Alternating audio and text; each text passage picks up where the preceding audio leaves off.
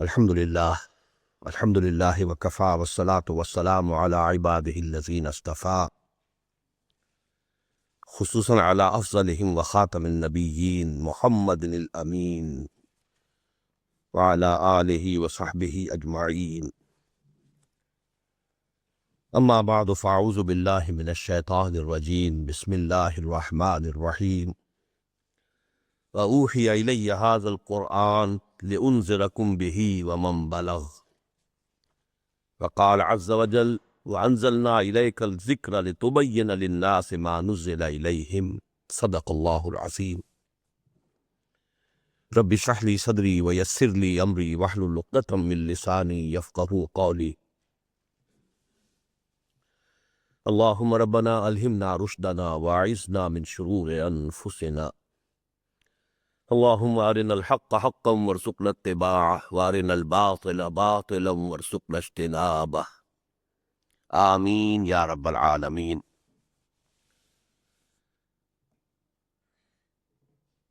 مسلمانوں پر قرآن مجید کے حقوق نامی کتابچے کی ہم آخری بحث تک اب پہنچ گئے۔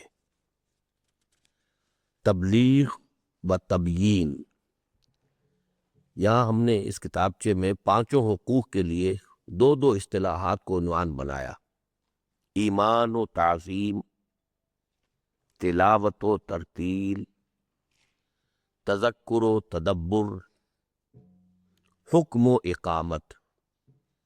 حکم بما انزل اللہ، اقامت ما انزل من اللہ۔ اسی طرح اس آخری حق کے لیے بھی دو الفاظ ہیں بنیادی طور پر: تبلیغ و تبیین۔ ماننے، پڑھنے، سمجھنے اور عمل کرنے کے علاوہ قرآن مجید کا ایک اور حق بھی ہر مسلمان پر حسب صلاحیت و استعداد عائد ہوتا ہے، اور وہ یہ کہ وہ اسے دوسروں تک پہنچائے۔ اس فقرے کی کنسٹرکشن پر غور کیجئے کہ علاوہ کا لفظ یہاں کیوں آیا ہے۔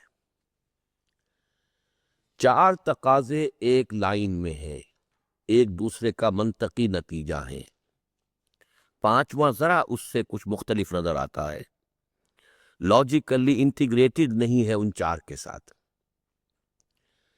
سب سے پہلے یہ کہ مانے، جیسے کہ ماننے کا حق ہے، اب ظاہر ہے اس کا منطقی نتیجہ نکلنا چاہیے کہ اسے پڑھے، جیسے کہ پڑھنے کا حق ہے۔ اس کا منطقی نتیجہ یہ ہے کہ اسے سمجھے، جیسے کہ سمجھنے کا حق ہے۔ پھر اس کی منطقی جو ہے انتہا یہ ہے کہ اس پر عمل کرے، جیسے کہ عمل کرنے کا حق ہے۔ یہ پروسیس جو ہے ایک انڈیویجول کی حد تک مکمل ہو گیا۔ اس اعتبار سے جو پانچویں بات ہے یہ در حقیقت ایک اضافی بات ہے کہ فرد سے اب یہ معاملہ اجتماعیت کی طرف آگے بڑھ رہا ہے۔ اس کے درمیان چونکہ بالکل نمایاں کوئی منطقی ربط نہیں ہے اور اس پر اس کتابچے میں بحث بھی نہیں ہوئی، لہذا یہاں لفظ علاوہ اختیار کیا گیا کہ یہ چار تو گویا کہ بالکل ایک ہی اسٹریٹ لائن میں ہے، ایک دوسرے کے ساتھ منطقی طور پہ مربوط ہیں، لیکن ایک ایڈیشنل حق اور بھی ہے کہ جو ہر مسلمان پر قرآن مجید کا عائد ہوتا ہے۔ ویسے یہ کہ اس میں اور بقیہ چار کے درمیان بھی ایک منطقی ربط ہے جسے ہم نے یہاں بیان نہیں کیا۔ سورۃ العصر میں وہ آپ کے سامنے آ چکا ہوگا کہ والعصر ان الانسان لفی خسر الا الذین آمنوا وعملوا الصالحات۔ ایمان اور عمل صالح یہ تو گویا کہ ایک فرد کی حد تک ایک تقاضے ہیں کہ جو پورا ہوئے۔ وَتَوَاصَوْا بِالْحَقِّ وَتَوَاصَوْا بِالصَّبْرِ، اب یہ ہے جو اجتماعیت کی طرف قدم ہے۔ تو اگر آپ نے جو کچھ بھی ٹیپ کی صورت میں آپ کے سامنے آیا ہے سورۃ العصر کے ضمن میں، اس پر اگر اضافی آپ نے کوئی توجہ کی ہو، جو میری ایک کتاب ہے چھوٹی سی سورۃ العصر پر، جس میں میری ایک تحریر جو ابتداءً تحریر کی شکل میں ہی سامنے آئی تھی، اور ایک تقریر جو میں نے ایچسن کالج میں کی تھی اور پھر اسے بھی قلم بند کیا ہے ٹیپ سے اتار کر، یہ دونوں اس میں شامل ہیں۔ تو وہاں میں نے ان دو کے ساتھ ایمان اور عمل صالح یہ بریکٹڈ ہے۔ یقین جس سے کبھی ہو جائے گا، جیسا کہ ہم نے دیکھا کہ علم کے نیچے پھر اس کا نتیجہ کیا نکلے گا، اگر یہ اس انسان کے فہم میں اور اس کی شخصیت میں سرایت کر رہا ہے تو اس سے ایک رائے اور فیصلہ اور حکم وجود میں آئے گا، اور اس کے نتیجے میں عمل جو ہے اس کے مطابق ہو جائے گا۔ تو ایمان اور عمل صالح تو اس طریقے سے ایک دوسرے سے بریکٹڈ ہے۔ تواصی بالحق اور تواصی بالصبر بھی بریکٹڈ ہیں، اس لیے کہ حق بات جب کہی جائے گی کوئی نہ کوئی ریزنٹمنٹ ہوگی. یہ ممکن نہیں ہے کہ آپ حق بات کہیں اور کوئی نہ کوئی ناراض نہ ہو. چاہے کوئی چھوٹا سا جھگڑا ہے، اس میں آپ نے صحیح فیصلہ دیا ہے، تو ایک پارٹی جو ہے جس کے خلاف فیصلہ جا رہا ہے وہ یقیناً ریزنٹ کرے گی. جیسے کہ میں نے اس میں مثالیں دے رکھی ہیں کہ اگر آپ بچے کے جو سڑک پر کھیل رہے ہیں، کرکٹ کھیل رہے ہیں، اگر آپ انہیں ذرا روکے کہ بھائی یہ کھیلنے کی جگہ نہیں ہے، گاڑیاں گزر رہی ہیں، کسی کا شیشہ توڑ دیں گے، تو کوئی اسے سننے کے لیے تیار نہیں ہے. آپ اپنی عزت بچا کر جو ہے وہاں سے لے جائیں، یہ بہت غنیمت ہوگا. کسی نے کسی کے 10 روپے دینے ہوں اور آپ جا کر کہیں کہ بھائی اس کے 10 روپے تم نے دینے ہیں تو پر واجب ادا کرو، تو اس کے جواب میں جو کچھ ہوگا تیوریوں پر بل پڑیں گے. آپ کون ہوتے ہیں اس میں دخل دینے والے؟ ہمارا معاملہ ہے. تو اب اس سے سب سے بڑا حق جو ہے انسان سوچے کہ یہ اللہ کی زمین ہے یا اللہ کا قانون چلنا چاہیے. اس حق کو کون گوارا کرے گا؟ یہ حق تو جو ہے بہت سے لوگوں کی خدائیوں کو کی نفی کرنے والا ہے، بہت سے لوگوں کے استحصال جو ہے ان کا سد باب کرنے والا ہے. تو ظاہر بات ہے کہ ریزنٹمنٹ تو ہوگی. ایمان اور عمل صالح بریکٹڈ ہے، تواصی بالحق تواصی بالصبر بریکٹڈ ہے. ان دونوں کو اب جمع کرنے والی شے کیا ہے وہ نوٹ کر لیجئے، تاکہ یہاں جو ہم آگے بڑھ رہے ہیں، قرآن پر ایمان، قرآن کا پڑھنا، قرآن کا سمجھنا، قرآن پر عمل کرنا، فرد کی حد تک بات مکمل ہو گئی. اب اس سے آگے اجتماعیت کی طرف جو بات جا رہی ہے، تو اس کو 3 وہ ہیں کہ جو ان کے درمیان ربط ہیں انہیں اچھی طرح سمجھ لینا چاہیے. سب سے پہلا ایک طبعی عمل ہے.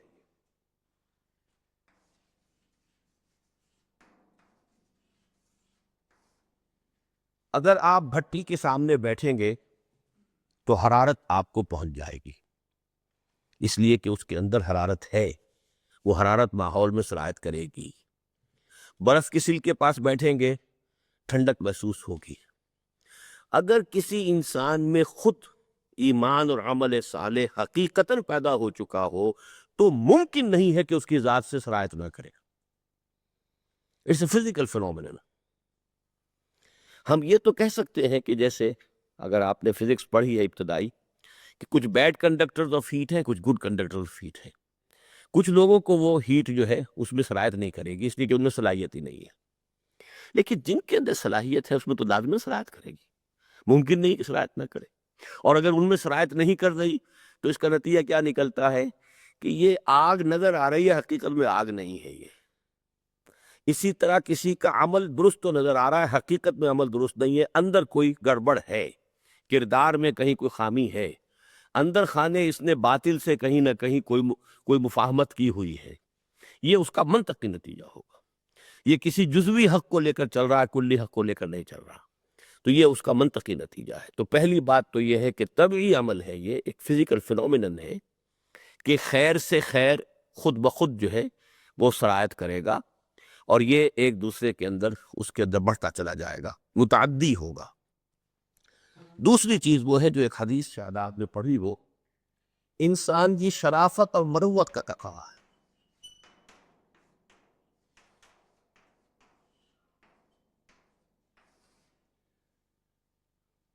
حدیث کے الفاظ یہ ہے، لا یؤمن احدکم حتی یحب لاخیہ ما یحب لنفسہ. تم میں سے کوئی شخص مومن ہو ہی نہیں سکتا جب تک کہ اپنے بھائی کے لیے بھی وہی شے پسند نہ کرے جو اپنے لیے کرتا ہے. یہ ایک شریف انسان کا بھی معاملہ ہے. آپ کو خیر ملا ہے تو خیر بانٹ کر کھائیے، بھلائی ملی ہے بھلائی ڈسٹریبیوٹ کیجیے، شیئر اٹ ود ادرس. اگر آپ میں شرافت ہے، مروت ہے، تو لازم آپ یہ نہیں چاہیں گے کہ بس یہ ساری خیر میں ہی سمیٹ لوں، کسی کو حصہ نہ ملے. وہ تو پھر کنجوسی ہے، بخل ہے، دناعت ہے، کمینگی ہے.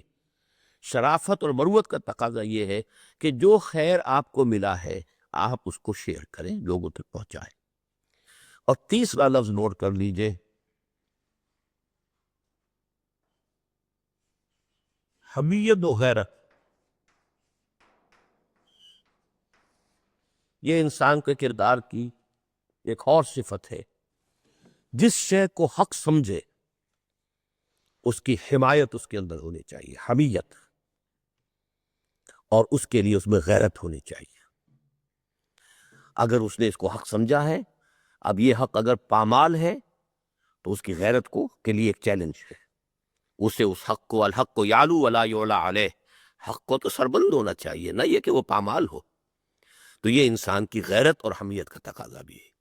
یہ تین الفاظ اچھی طرح سمجھ لیجئے، یہ اصل میں ان دو بریکٹوں کو جمع کرتے ہیں، ایمان، عمل صالح، ایک بریکٹ، تواصی بالحق، تواصی بالصبر، دوسری بریکٹ۔ ان دونوں کو جوڑنے والی شے یہ تین ہے۔ اگر حقیقی ایمان ہوگا، حقیقی عمل صالح ہوگا، تو وہ لازماً دوسرے تک ممتد ہوگا، متعدی ہوگا، ماحول میں سرایت کرے گا۔ نہیں کر رہا ہے تو معلوم ہوا کہ کوئی دھوکہ ہے، یہ کوئی امیٹیشن ہے، شکل بنا دی گئی ہے آگ کی، حقیقت میں آگ نہیں۔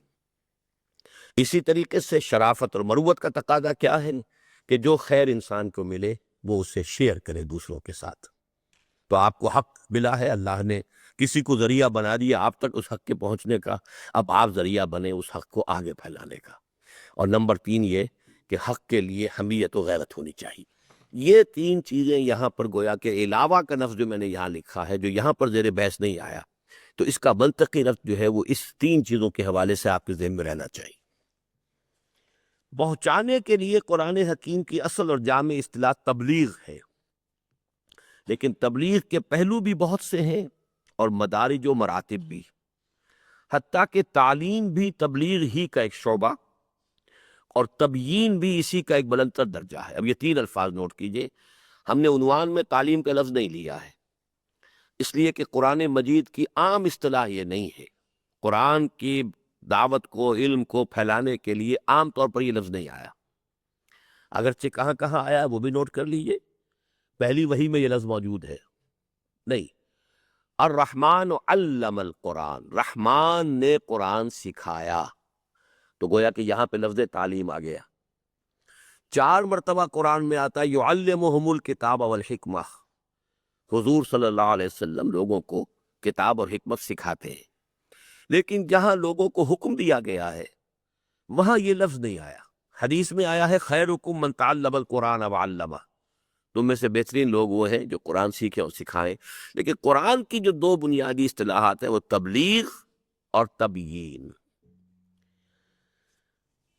قرآن حکیم خود اپنے مقصد نزول کی تعبیر ان الفاظ میں کرتا ہے۔ اب دیکھیے بلغ جو ہے، بلغا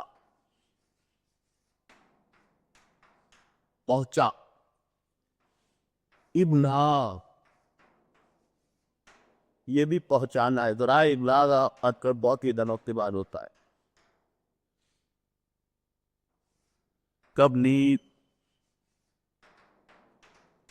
یہ بھی پہنچانا، اور اس سے ایک مصدر بنے گا بلاغ۔ قرآن مجید نے اپنے آپ کو بلاغ قرار دیا ہے، ھذا بلاغ للناس وَلِيُنذَرُوا بِهِ، یہ قرآن لوگوں کے لیے ایک پہنچا دینے کی بات ہے، اللہ تعالیٰ کی طرف سے پیغام کو لوگوں تک پہنچا دینا، ھذا بلاغ۔ جیسے کہ ہم نے پچھلی بحث میں دیکھا تھا کہ قرآن مجید خود حکم، وَكَذَلِكَ أَنزَلْنَاهُ حُكْمًا عَرَبِيًّا، اپنے آپ کو حکم بھی قرار دے رہا ہے۔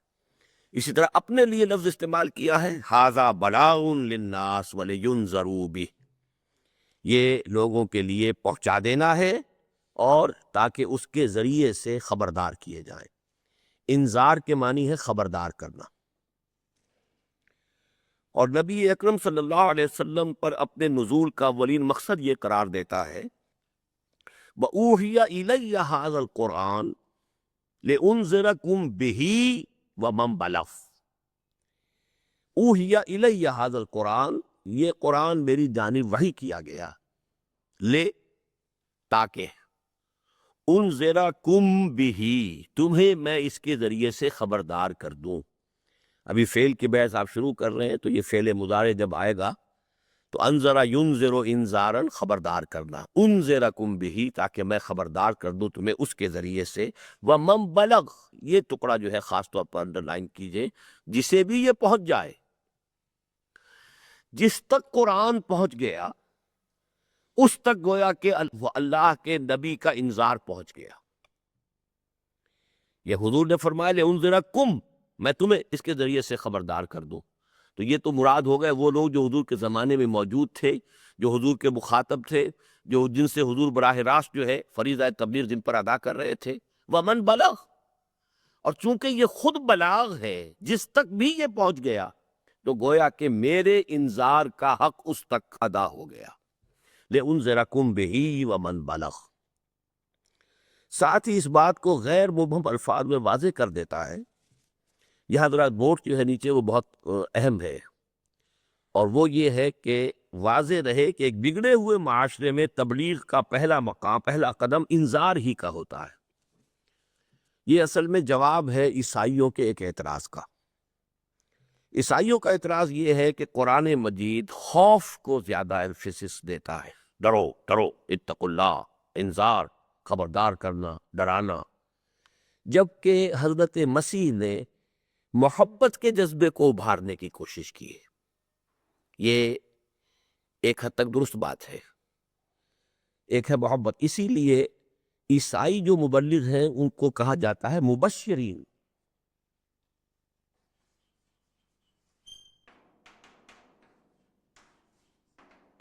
تبشیر جو ہے اس کے معنی ہے بشارت دیکھو.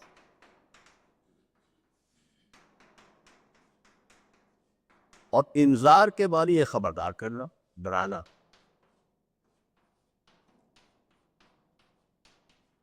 لیکن اصل میں اس میں ایک حد تک جو خطا ہوئی ہے وہ ہمارے ترجمے سے ہوئی ہے. قرآن مجید میں بدقسمتی سے مترجمین نے تقویٰ کا ترجمہ بھی خوف کر دیا، انذار کا ترجمہ بھی ڈرانا کر دیا، جبکہ قرآن میں اپنا ایک لفظ خوف بھی موجود ہے. خوف کے معنی ڈر ہے، تقویٰ کے معنی بچنا ہے. کسی مضر شے سے بچنا، کسی بری شے سے بچنا، اپنے کسی بزرگ کی ناراضگی سے بچنا. یہ بچنا جو ہے اصل میں اس کا ترجمہ جب بھی تقویٰ کا ڈر سے کیا جاتا ہے، اللہ کا ڈر، اللہ کا خوف، اتقوا اللہ، اللہ سے ڈرو، تو واقعتاً ہم نے اپنے ترجمے کی غلطی کی وجہ سے دشمنوں کو یہ موقع فراہم کر دیا کہ قرآن میں تو جہاں دیکھو ڈر ہی ڈر ہے، خوف ہی خوف ہے. انذار کا ترجمہ بھی کر دیا گیا ڈرانا، حالانکہ انذار کا ترجمہ ڈرانا نہیں ہے، خبردار کرنا. ایک شخص ہے، چلا جا رہا ہے، اندھا ہے، نابینا ہے، اسے پتہ نہیں ہے آگے سڑک جو ہے کھد گئی ہے. وہ تو روز جاتا تھا، لہذا وہ تو اندھا تو اپنے اسی انسٹنکٹ کے تحت چلتا جائے گا. اسے کیا پتا کہ رات کو کھدائی کر دی ٹیلی فون والوں نے یا سوئی گیس والوں نے، اب اس میں گر جائے گا. تو دور سے کچھ پکار کے کہتا ہے بچنا بھائی، آگے آگے گڑھا ہے. یہ انذار ہے، یہ ڈرانا نہیں ہے، یہ خبردار کرنا کہ تمہارے کسی غلط کام کا کوئی غلط نتیجہ نکل آئے گا، تمہیں کوئی نقصان پہنچ جائے گا.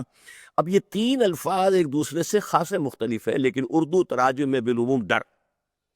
تو ایک تو ہم نے ان کے اعتراض کو خود تقویت اپنے ترجمے کے حوالے سے دے دی. باقی یہ بھی صحیح ہے کہ قرآن مجید انذار کو مقدم کرتا ہے تبشیر پر. اس کی وجہ کیا ہے؟ نبی آتے تھے بگڑے ہوئے معاشرے میں. بگڑے ہوئے معاشرے میں جب لوگ غلط راستوں پر چل رہے تو زیادہ پہلو شروع میں جو ہوتا ہے وہ انذار کا ہوتا ہے.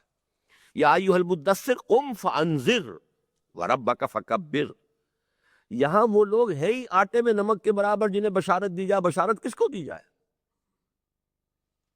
راہ دکھلائیں کسے؟ رہرو منزل ہی نہیں. ہم تو مائل بکرم ہے، کوئی سائل ہی نہیں. تو جیسے کہ بخار میں کسی کے منہ کا ذائقہ بگڑا ہوا ہے، اسی طریقے سے قوم کا مزاج بگڑا ہوا ہے. تو اصل میں دعوت انبیاء میں ابتداءً زور جو ہوتا ہے وہ انذار پر ہوتا ہے. حالانکہ قرآن مجید جب اس کو ایک پازیٹیو اصطلاح میں لاتا ہے تو ہم دیکھیں گے کہ مبشرین کو پہلے جو ہے لفظ تبشیر کو مقدم کیا گیا ہے بہت سے مقامات پر انذار پر. انا ارسلناک شاہدم و مبشرا و نذیرا و داعیا الی اللہ باذنہ و سراجا منیرا. جب پازیٹیولی ایک سٹیٹمنٹ آئے گا تو اس میں تبشیر پہلے ہے، انذار بعد میں.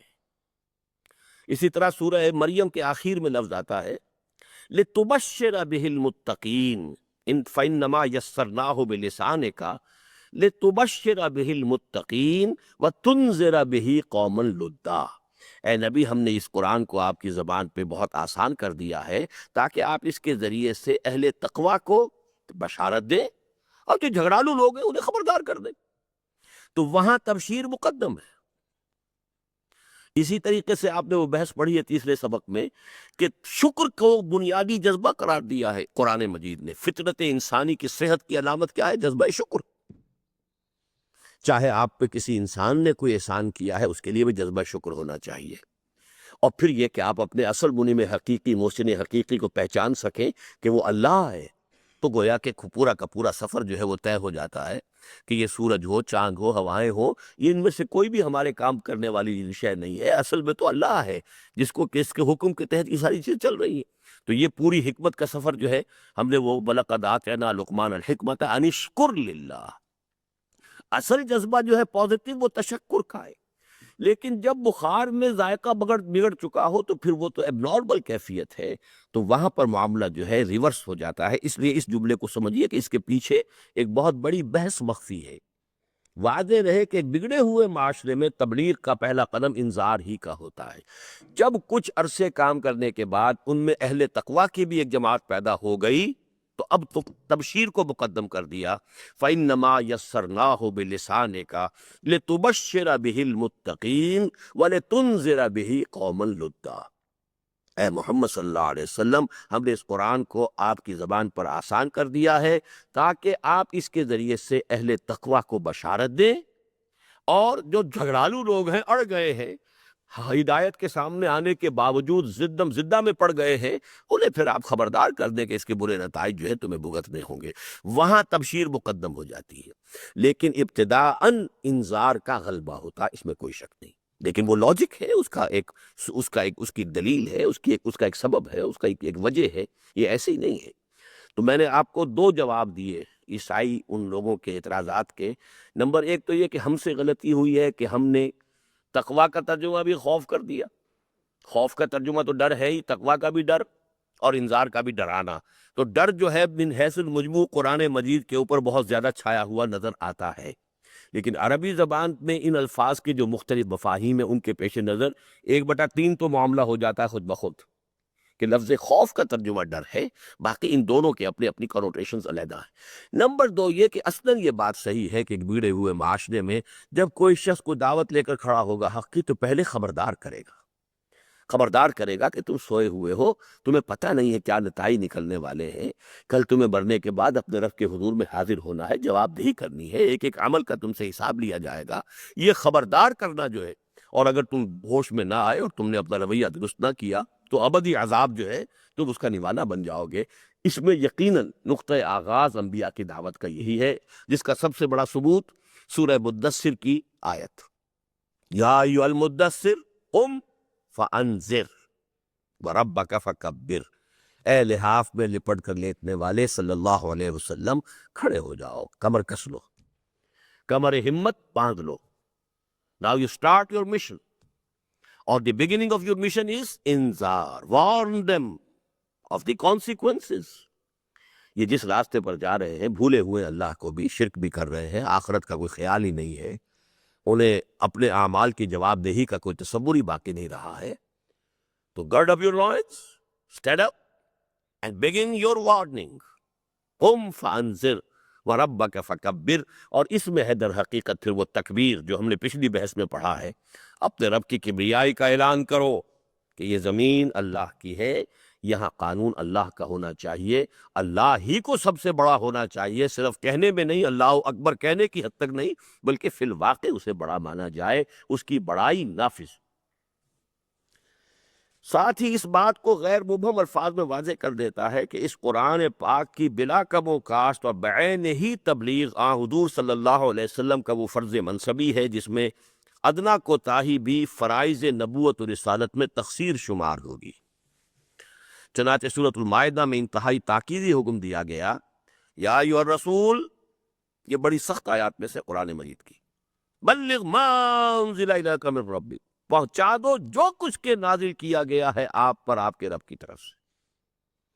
وَإِن لَّمْ تَفْعَلْ، اگر آپ نے ایسا نہ کیا، فَمَا بَلَّغْتَ رِسَالَتَهُ، تو پھر آپ نے اس کی رسالت کا حق ادا نہیں کیا۔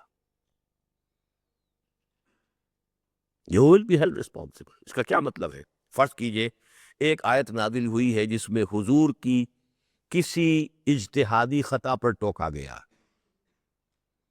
اگر حضور سے چھپا لیتے کہ میرے یہ امتی کیا کہیں گے کہ ڈانٹ پڑ رہی ہے ہمارے نبی کو، عبس وتولی ان جاءہ الاعمی وما یدریک لعلہ یزکی او یذکر فتنفعہ الذکریٰ، ماتھے پر تیوری ڈال لی، منہ پھیر لیا۔ اب یہ انداز جو ہے عتاب کا انداز ہے، حضور پر عتاب ہو رہا ہے کہ عبداللہ ابن ام مکتوم آئے تو حضور کو ناگوار گزرا، وہ بار بار مخاطب کر رہے تھے، جبکہ کچھ رؤسائے قریش آپ کے پاس بیٹھے ہوئے تھے، وہ اندھے تھے، انہیں تو معلوم نہیں تھا، لیکن ناگواری کا جو احساس ہوا ہے حضور کے چہرے پر، اسی پر گرفت ہو گئی۔ عبس وتولی ان جاءہ الاعمی وما یدریک لعلہ یزکی، تو کیا حضور اسے چھپا لیتے کہ خامخواہ میرے بارے میں یہ بات آئی ہے، چلو یہ میری پرسنل ایڈوائس ہے، یا یہ کہ مجھے کاؤنسلنگ ہو گئی ہے پرسنلی، تو کیا ضرورت ہے کہ میں اس کو بھی قرآن کے اندر اور سب کو جو ہے لوگوں کے سامنے علم نشرہ کر دوں کہ مجھ پر اللہ تعالیٰ کی طرف سے یہ گرفت ہوئی۔ اسی طریقے سے اور مقامات پر ہوئی، بڑی سخت گرفت ہوئی ہے۔ غزوہ بدر کے بعد جب فیصلہ کر لیا گیا کہ ان قیدیوں کو جو ہے قتل نہیں کیا جائے گا بلکہ انہیں فدیہ لے کر چھوڑ دیا جائے گا، تو وہ تو بڑی سخت آیت ہے جو سورہ انفال کے اندر نازل ہوئی، تو یہ چیزیں سب سمجھ لی۔ بلغ ما انزل، اچھا اسی طریقے سے یہ ہو سکتا تھا کہ کوئی وحی نازل ہوئی ہے اور فرض کیجئے کہ طبع بشری کی بنا پر یہ خیال ہوتا کہ یہ تو بہت ہی ایک ایسی شے ہے جسے یہ لوگ نگل نہیں سکیں گے، بڑی کڑوی گولی ہے، پیلیٹیبل نہیں ہے، تو حکمت کا تقاضا اسے ذرا روک لوں میں، ابھی ذرا ذہن تیار ہو جائیں، کچھ آمادگی ہو جائے، تو اتنی کڑوی بات جو ہے ابھی یہ نہیں سنیں گے۔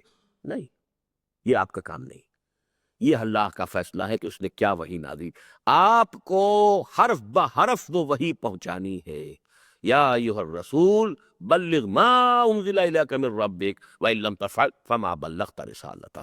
تو یہ سوچ لیجئے، پھر اللہ کے ہاں آپ اس فریضہ رسالت کی ادائیگی میں کوتاہی کے مجرم شمار ہوں گے، معاذ اللہ، اس کا کوئی امکان نہیں ہے، لیکن یہ کہ قرآن مجید میں کسی شے کی امکانی صورت کو سامنے لایا جاتا ہے بتانے کے لیے، اس میں زور دینے کے لیے، تاکید کا رنگ پیدا کرنے کے لیے، اگر ایسا ہو گیا، وہ اگر کے ساتھ ہے، ان لم تفعل، لیکن یہ کہ یہ ہوا نہیں۔ محمد الرسول اللہ صلی اللہ علیہ وسلم نے بلا کم و کاش ساری وحی جلی جو آپ کو ہوئی ہے وہ امت کو پہنچا دی ہے۔ اس کے حوالے سے البتہ یہ بات سمجھ لیجئے کہ اسی حوالے سے حضور نے جو آخری حج میں آخری سوال کیا، الا هل بلغت، دیکھیے اس کو ذہن میں رکھیے، اگر نہیں پہنچایا، لوگوں میں نے پہنچا دیا کہ نہیں، اور پورے مجمع نے 1.25 کا مجمع تھا، بیک زبان کا انا نشہد انک قد بلغت وادیت ونصحت، ہم گواہ ہیں آپ نے حق تبلیغ ادا کر دیا، حق نصیحت ادا کر دیا، حق امانت ادا کر دی۔ اس کے بعد آپ نے پھر وہ آگے الفاظ آ رہے ہیں، وہ حدیث بہت اہم ہے کہ پھر آپ نے ایک تو یہ کہ آسمان کی طرف اشارہ کیا، اللہ سے خطاب کیا، اللہم اشہد، اے اللہ تو بھی گواہ رہے، یہ آج مان رہے ہیں کہ میں نے تیرا پیغام ان تک پہنچا دیا، ناؤ دے آر ریسپانسبل۔ اور پھر فرمایا فَلْيُبَلِّغِ الشَّاهِدُ الْغَائِبَ، اب پہنچائیں وہ جو یہاں ہیں ان کو جو یہاں نہیں ہیں۔ اب یہ برڈن جو ہے میرے کندھے سے اتر کر تمہارے کندھوں پر آ گیا ہے، یہ ہے وہ تبلیغ کا فریضہ جو امت مسلمہ کے کندھے پر آیا ہے محمد الرسول اللہ صلی اللہ علیہ وسلم کے بعد۔ بعثت کی پہلی ساعت سے لے کر حیات دنیاوی کی آخری گھڑی تک مسلسل 23 سال حضور صلی اللہ علیہ وسلم اپنے اس فرض منصبی کی ادائیگی کے لیے محنت و مشقت اٹھاتے رہے اور شدائد و مصائب برداشت کرتے رہے، اور اس عرصے میں آپ کی دعوت اگرچہ بہت سے مراحل سے گزری جن میں آپ کی مصروفیات بہت متنوع نظر آتی ہیں، تنوع یعنی رنگا رنگ، نوعیت جس کے اندر مختلف نوعیتیں ہوں، متنوع باب، ابھی اب آپ فعل میں شامل ہو رہے ہیں تو یہ باب تفاعل سے بنے گا، متنوع، جن میں آپ کی مصروفیات بہت متنوع نظر آتی ہیں، لیکن اگر بنظر غائب دیکھا جائے تو معلوم ہوتا ہے کہ اس پورے عرصے میں آپ کی جد و جہد کا اصل محور قرآن مجید ہی رہا، اور اسی کی تلاوت و تبلیغ و تعلیم و تبیین میں آپ مسلسل مصروف رہے، چنانچہ قرآن مجید میں 4 مقامات پر آپ کے طریق دعوت و تبلیغ اور نہج اصلاح و انقلاب کی وضاحت ان الفاظ میں ہوئی ہے: یتلو علیہم آیاتہ ویزکیہم ویعلمہم الکتاب والحکمہ۔ 4 جگہ یہ الفاظ آئے، اور یہ بات سمجھ لیجئے، نہ تو اللہ تعالیٰ کی وکیبری بہت محدود ہے، نہ عربی زبان کا دامن تنگ ہے، اور وہی الفاظ لانا دہرا دہرا کر عام طور پر یہ کلام کا عیب سمجھا جاتا ہے۔ 3 چیزیں ذہن میں رکھیے۔ کوئی مقرر ہوگا، اگر وہ ایک لفظ کو بار بار دہرائے گا تو آپ کہیں گے کہ اس کی وکیبلری بڑی کم ہے۔ آپ کو ذرا الفاظ بدلنے چاہیے۔ ایک پھول کا مضمون ہو تو 100 رنگ سے باندھوں، تنوع ہونا چاہیے، مختلف اسلوب ہونے چاہیے۔ یہ کیا کہ وہی بات ریپیٹ کر رہے ہیں آپ، یہ تو ریپیٹیشن ہو رہی ہے۔ اب ہم دیکھ رہے ہیں قرآن میں ریپیٹیشن ہے، جبکہ نہ عربی زبان کا دامن تنگ ہے، نہ اللہ کی وکیبلری معاذ اللہ محدود ہے۔ اس کا سبب کیا ہو سکتا ہے؟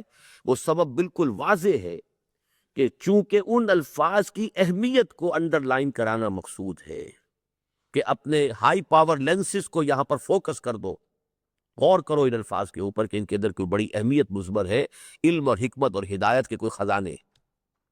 اس کو تو انشاءاللہ تعالیٰ پھر باقاعدہ جو ہماری کتاب ہے نبی اکرم صلی اللہ علیہ وسلم کا مقصد بعثت اور انقلاب نبوی کا اساسی منہاج، اس میں 16 صفحے کا مضمون صرف اس ایک آیت کے اوپر ہے اور اس کے الفاظ کی وضاحت پر ہے۔ لیکن چونکہ ہم پچھلے چیپٹر میں پڑھ چکے ہیں، اس کو دوبارہ ریپیٹ کر لیجئے کہ ہم نے دیکھا تھا کہ اگر آپ ایک انسان کے اندر اسلامی انقلاب برپا کرنا چاہتے ہیں، یعنی تبدیلی لانا چاہتے ہیں، پہلے اس کا طرز عمل کچھ اور ہے، ارسپانسبل ہے، نہ نماز پڑھتا ہے، نہ روزہ ہے، نہ حلال حرام کی پرواہ ہے، وہ ایک فسق اور فجور کی زندگی گزار رہا ہے، آپ چاہتے ہیں کہ وہ صحیح ایک بندہ مسلم و مومن کی زندگی اختیار کرے، تو یہ آپ تبدیلی چاہتے ہیں نا، اس میں تبدیلی ہی کے لیے لفظ انقلاب ہے۔ تو یہ ایک انفرادی انقلاب لانا چاہتے ہیں، ایک فرد کے اندر انقلاب۔ کیا کرنا ہوگا اس میں؟ سب سے پہلے اس کے اندر قرآن کو اتاریے، اس کے ذہن کو قرآن سے منور کیجئے، اس کے فکر میں قرآن سرایت کرے، جس سے ایمان اس کا راسخ ہو۔ جب وہ کیفیت ہوگی تو یہ اعضاء و جوارح جو اس کے ذہن کے خود بخود تابع ہے، اس سے وہی اعمال سرزد ہوں گے جو اللہ چاہتا ہے، جو قرآن چاہتا ہے۔ بالکل اسی طرح ایک ہیومن سوسائٹی کا مسئلہ، جیسے ہیومن انڈیویجول ہے، ایسے ہی ایک سوسائٹی ہے۔ اس سوسائٹی کا بھی ایک برین ٹرسٹ ہے، انٹلیکچوئلز ہے، انٹیلیجنسیا ہے، ایجوکیٹڈ ایلیٹ جس کو کہتے ہیں، یہ اس کا برین ٹرسٹ ہے۔ اس برین ٹرسٹ کے اندر قرآن کو اتاریے۔ اس برین ٹرسٹ کے اندر اگر قرآن مجید سرایت کر جائے تو پھر باقی جو ہیں عوام الناس، وہ ان کے اعضاء و جوارح کی طرح ہے، پھر وہ موو کریں گے انہی ڈائریکشنز میں کہ جن میں در حقیقت قرآن چاہتا ہے۔ یہ فنومینن ہم پچھلے چیپٹر میں پڑھ چکے ہیں۔ یہی ہے جس کے لیے قرآن مجید نے 4 الفاظ یہاں استعمال کیے۔ قرآن اتارنے کا کیا مطلب ہے؟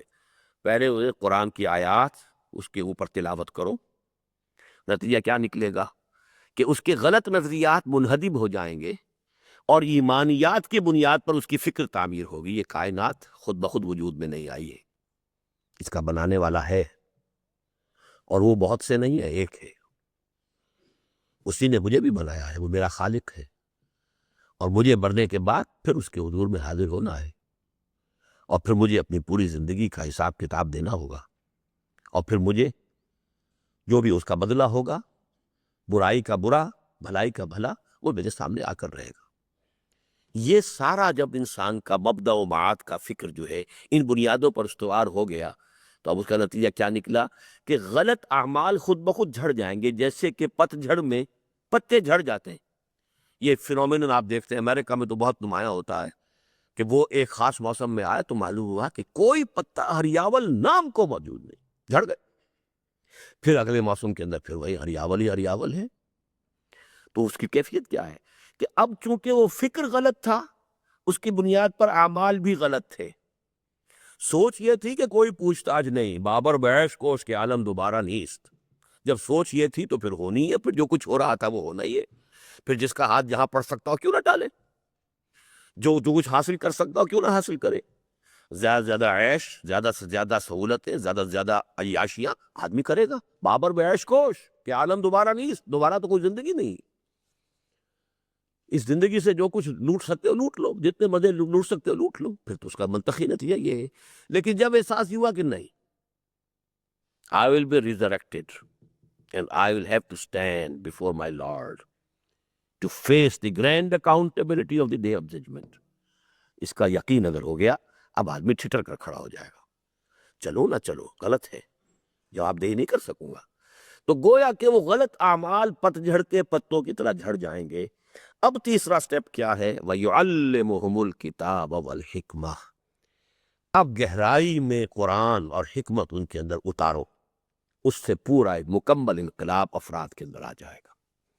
تو معلوم یہ ہوا کہ یہی عمل ہے در حقیقت کہ جس کے لیے یہاں قرآن مجید نے 4 الفاظ میں، وہاں ہم نے کہا تھا قرآن سرایت کرے اقبال کے اس شعر کے حوالے سے، چو بجاں در رفت جہاں دیگر شود، جہاں چو دیگر شد جہاں دیگر شود، یہاں چو بجاں در رفت کے لیے مرحلے آ گئے۔ پہلے تلاوت آیات، فکر کی اصلاح، اور فکر کی اصلاح کے بعد جو غلط اعمال تھے وہ خود بخود جھڑیں گے، تزکیہ ہو گیا۔ اب جو ہے گہرائی میں اسے کتاب و حکمت کی تعلیم دے کر پختہ کر دیجئے، مستحکم ہو جائے گی اب شخصیت۔ اسی لیے چاروں مقامات پر حکمت جو ہے وہ سب سے آخری لفظ ہے۔ ظاہر ہے کہ ان الفاظ کریم کا مطلب وہی ہے جو میں اس سے قبل آپ کے سامنے اسلامی انقلاب کے مخصوص طریق کی وضاحت کے ضمن میں بیان کر چکا ہوں۔ بہرحال اس طریق پر مسلسل 23 برس محنت کر کے حضور صلی اللہ علیہ وسلم نے قرآن مجید کی تبلیغ کا حق ادا فرما دیا اور اللہ کی امانت اس کے بندوں تک پہنچا دی۔ ادائے امانت الہی کی جد و جہد کے دوران بھی آپ نے اپنے جانثاروں سے اپنے اس فرض منصبی کی ادائیگی میں اس تاکیدی حکم کے ذریعے تعاون حاصل فرمایا، بلغوا انی ولو آیتن، یعنی جب حضور یہ تبلیغ فرما رہے تھے تو یہ نہیں تھا کہ تبلیغ کا کام جو ہے وہ صرف حضور کا تھا، جو ایمان لایا آپ نے اسے مبلغ بنا دیا۔ ابو بکر ایمان لائے، اب وہ مبلغ بن گئے، اور چونکہ وہ ہائیسٹ اسٹریٹم آف دی سوسائٹی سے متعلق تھے لہذا ٹاپ کے 10 مبشرہ میں سے 6 جو ہے وہ لا کر ابو بکر نے حضور کی جھولی میں ڈالے۔ طلحہ ہے، زبیر ہے، عبد الرحمن ابن عوف ہے، سعید ابن زید ہے، سعد ابن ابی وقاص ہے، یہ سب کن کی دعوت؟ حضرت عثمان ہے، کن کی دعوت سے ایمان لائے؟ حضرت ابو بکر۔ اس کی وجہ کیا تھی؟ کہ حضرت ابو بکر خود اس طبقے سے تعلق رکھتے تھے، اونچا طبقہ جو تھا اشراف قریش کا، اس لیے کہ حضرت ابو بکر کے پاس، پتہ نہیں آپ کے علم میں ہے یا نہیں ہے، ایک بہت بڑا عہدہ تھا۔ قتل کے مقدمات میں خون بہا کا فیصلہ حضرت ابو بکر کرتے تھے کہ یہ شخص مقتول ہے، اس مقتول کا اتنا جو ہے ہر جانا، اتنا خون بہا جو ہے وہ قاتل کو ادا کرنا ہوگا، قاتل یا قاتل کی فیملی ادا کرے تو معاملہ طے ہوگا۔ اب یہ موسٹ سینسٹیو ایشو ہوتا ہے ٹرائبل سوسائٹی میں، لیکن وہ حضرت ابو بکر کے پاس پھر یہ کہ سرمایہ کافی تھا، ایک بڑے اچھے تاجر تھے۔ حضور کی حیثیت اس اعتبار سے دنیاوی پہلوؤں سے حضرت ابو بکر سے بہت کم تھی۔ He held no office in the hierarchy of قریش، کوئی منصب آپ کے پاس نہیں تھا۔ آپ کا چچا تھا ابو لہب، جس کو آپ کہہ سکتے ہیں کہ منسٹر آف فائننس، خزانے کا وزیر وہ تھا، جو بیت اللہ کا خزانہ تھا اس کی تحویل میں تھا، لیکن حضور کے پاس تو کوئی عہدہ نہیں تھا، حضور کے پاس اپنی دولت کوئی نہیں تھی، بلکہ دولت اگر کچھ تھی، کوئی فراغت حاصل ہوئی ہے تو وہ بیوی کی دولت تھی نا، حضرت خدیجہ رضی اللہ تعالیٰ عنہ کی، آپ کا اپنی تو نہیں تھی۔ اس حوالے سے آپ کا تعلق خاندانی اعتبار سے تو آپ کہہ سکتے ہیں کہ آپ قریش کے اونچے خاندان سے تھے، لیکن یہ دنیاوی اعتبار سے جو بھی معیارات ہوتے ہیں اس اعتبار سے آپ کے پاس وہ کوئی حیثیت نہیں تھی، ابو بکر کے پاس تھی۔ لہذا ابو بکر ہیں کہ جن کی دعوت و تبلیغ سے پھر حضرت عثمان، حضرت طلحہ، حضرت زبیر، سعید ابن زید، عبد الرحمن ابن عوف، یہ 6 جو ہیں 10 مبشرہ میں سے وہ حضرت ابو بکر کی دعوت سے ایمان لائے۔ تو یہ میں نے ایک مثال دی ہے۔ اسی طریقے سے جب مدینے والے آئے تھے اور انہوں نے 12 افراد نے حضور سے پہلی بیعت کی تھی، اب ان کا کہ حضور آپ سے تو ہماری ملاقات اب 1 سال بعد ہی ہوگی، آپ کو معلوم ہے کہ عرب میں تو سفر کرنا کوئی خطرے سے خالی شے تو تھی نہیں، اور سفر آسان بھی نہیں تھا، ڈاکے پڑتے تھے۔ ہاں، جو حج کا موسم ہوتا تھا اس میں امن ہوتا تھا، حج کے لیے سب لڑائیاں ختم، تلواریں نیام میں، وہ اشر حرم کہلاتے تھے، یہ حرام مہینے ہیں، محترم مہینے، ان میں جنگ نہیں ہوگی، لہذا اس میں وہ سفر وغیرہ کرتے تھے، حج کے لیے آتے تھے۔ کہا کہ اب آپ سے تو ملاقات 1 سال بعد ہوگی، تو پھر اب کیسے ہو آپ ہمیں کوئی اپنا شاگرد دیجئے جو ہمیں قرآن پڑھائے۔ تو مصعب بن عمیر رضی اللہ تعالیٰ عنہ جو ٹین ایجرز میں سے تھے جب حضور پر ایمان لائے، حضور نے کہا کہ ہاں اس کو ساتھ لے جاؤ۔ مصعب بن عمیر کی دعوت و تبلیغ اور ان کا نام ہی پڑ گیا تھا المقری۔ یہ ذرا نوٹ کر دیجئے، آپ قاری کا لفظ تو پڑھ چکے ہیں نا، اور مقری کہتے ہیں پڑھانے والا، قاری پڑھنے والا۔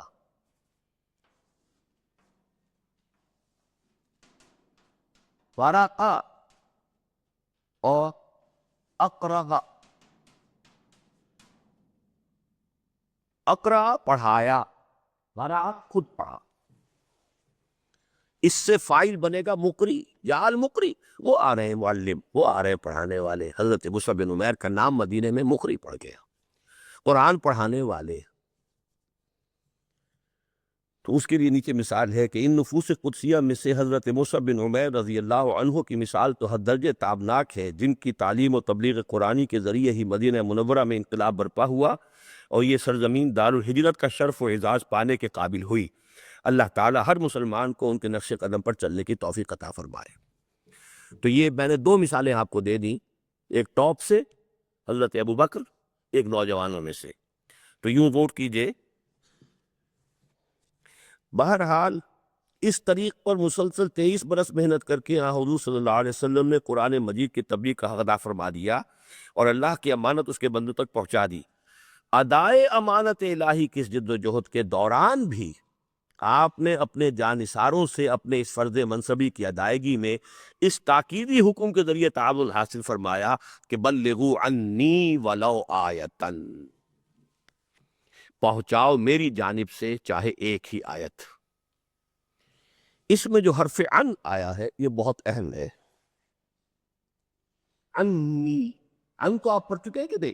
حروف جاد میں سے، ٹھیک پڑھ چکے ہیں؟ تو یہ انی، اس کا ترجمہ ہوگا آن مائی بہاف۔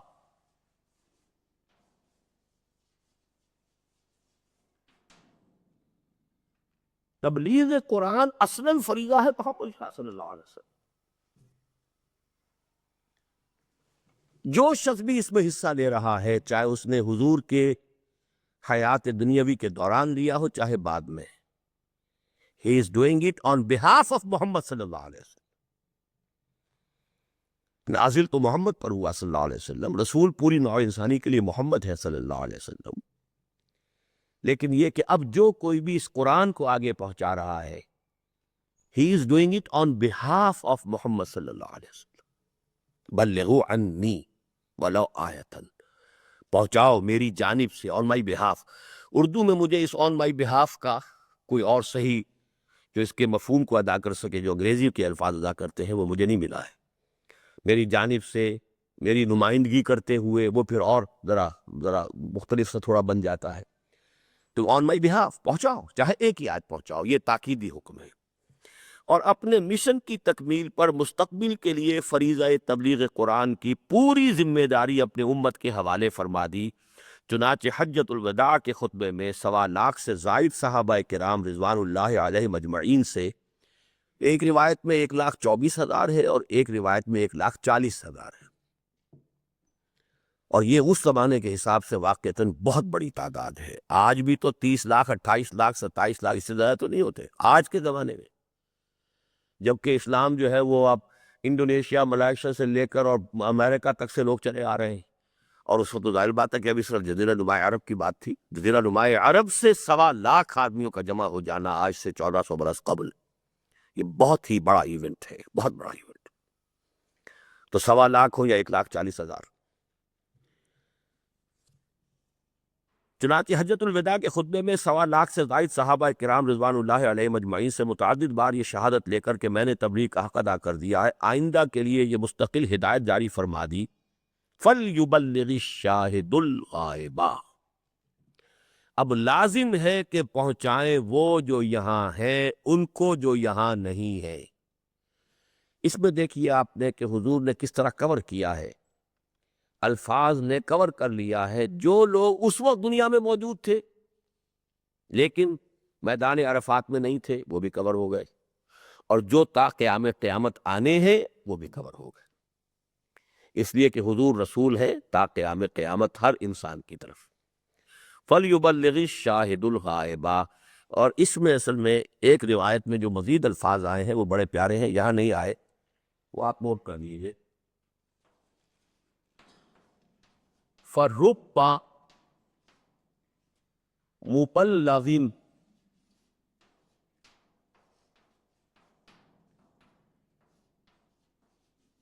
أَوْعَىٰ مِنَ الْحَامِلِ.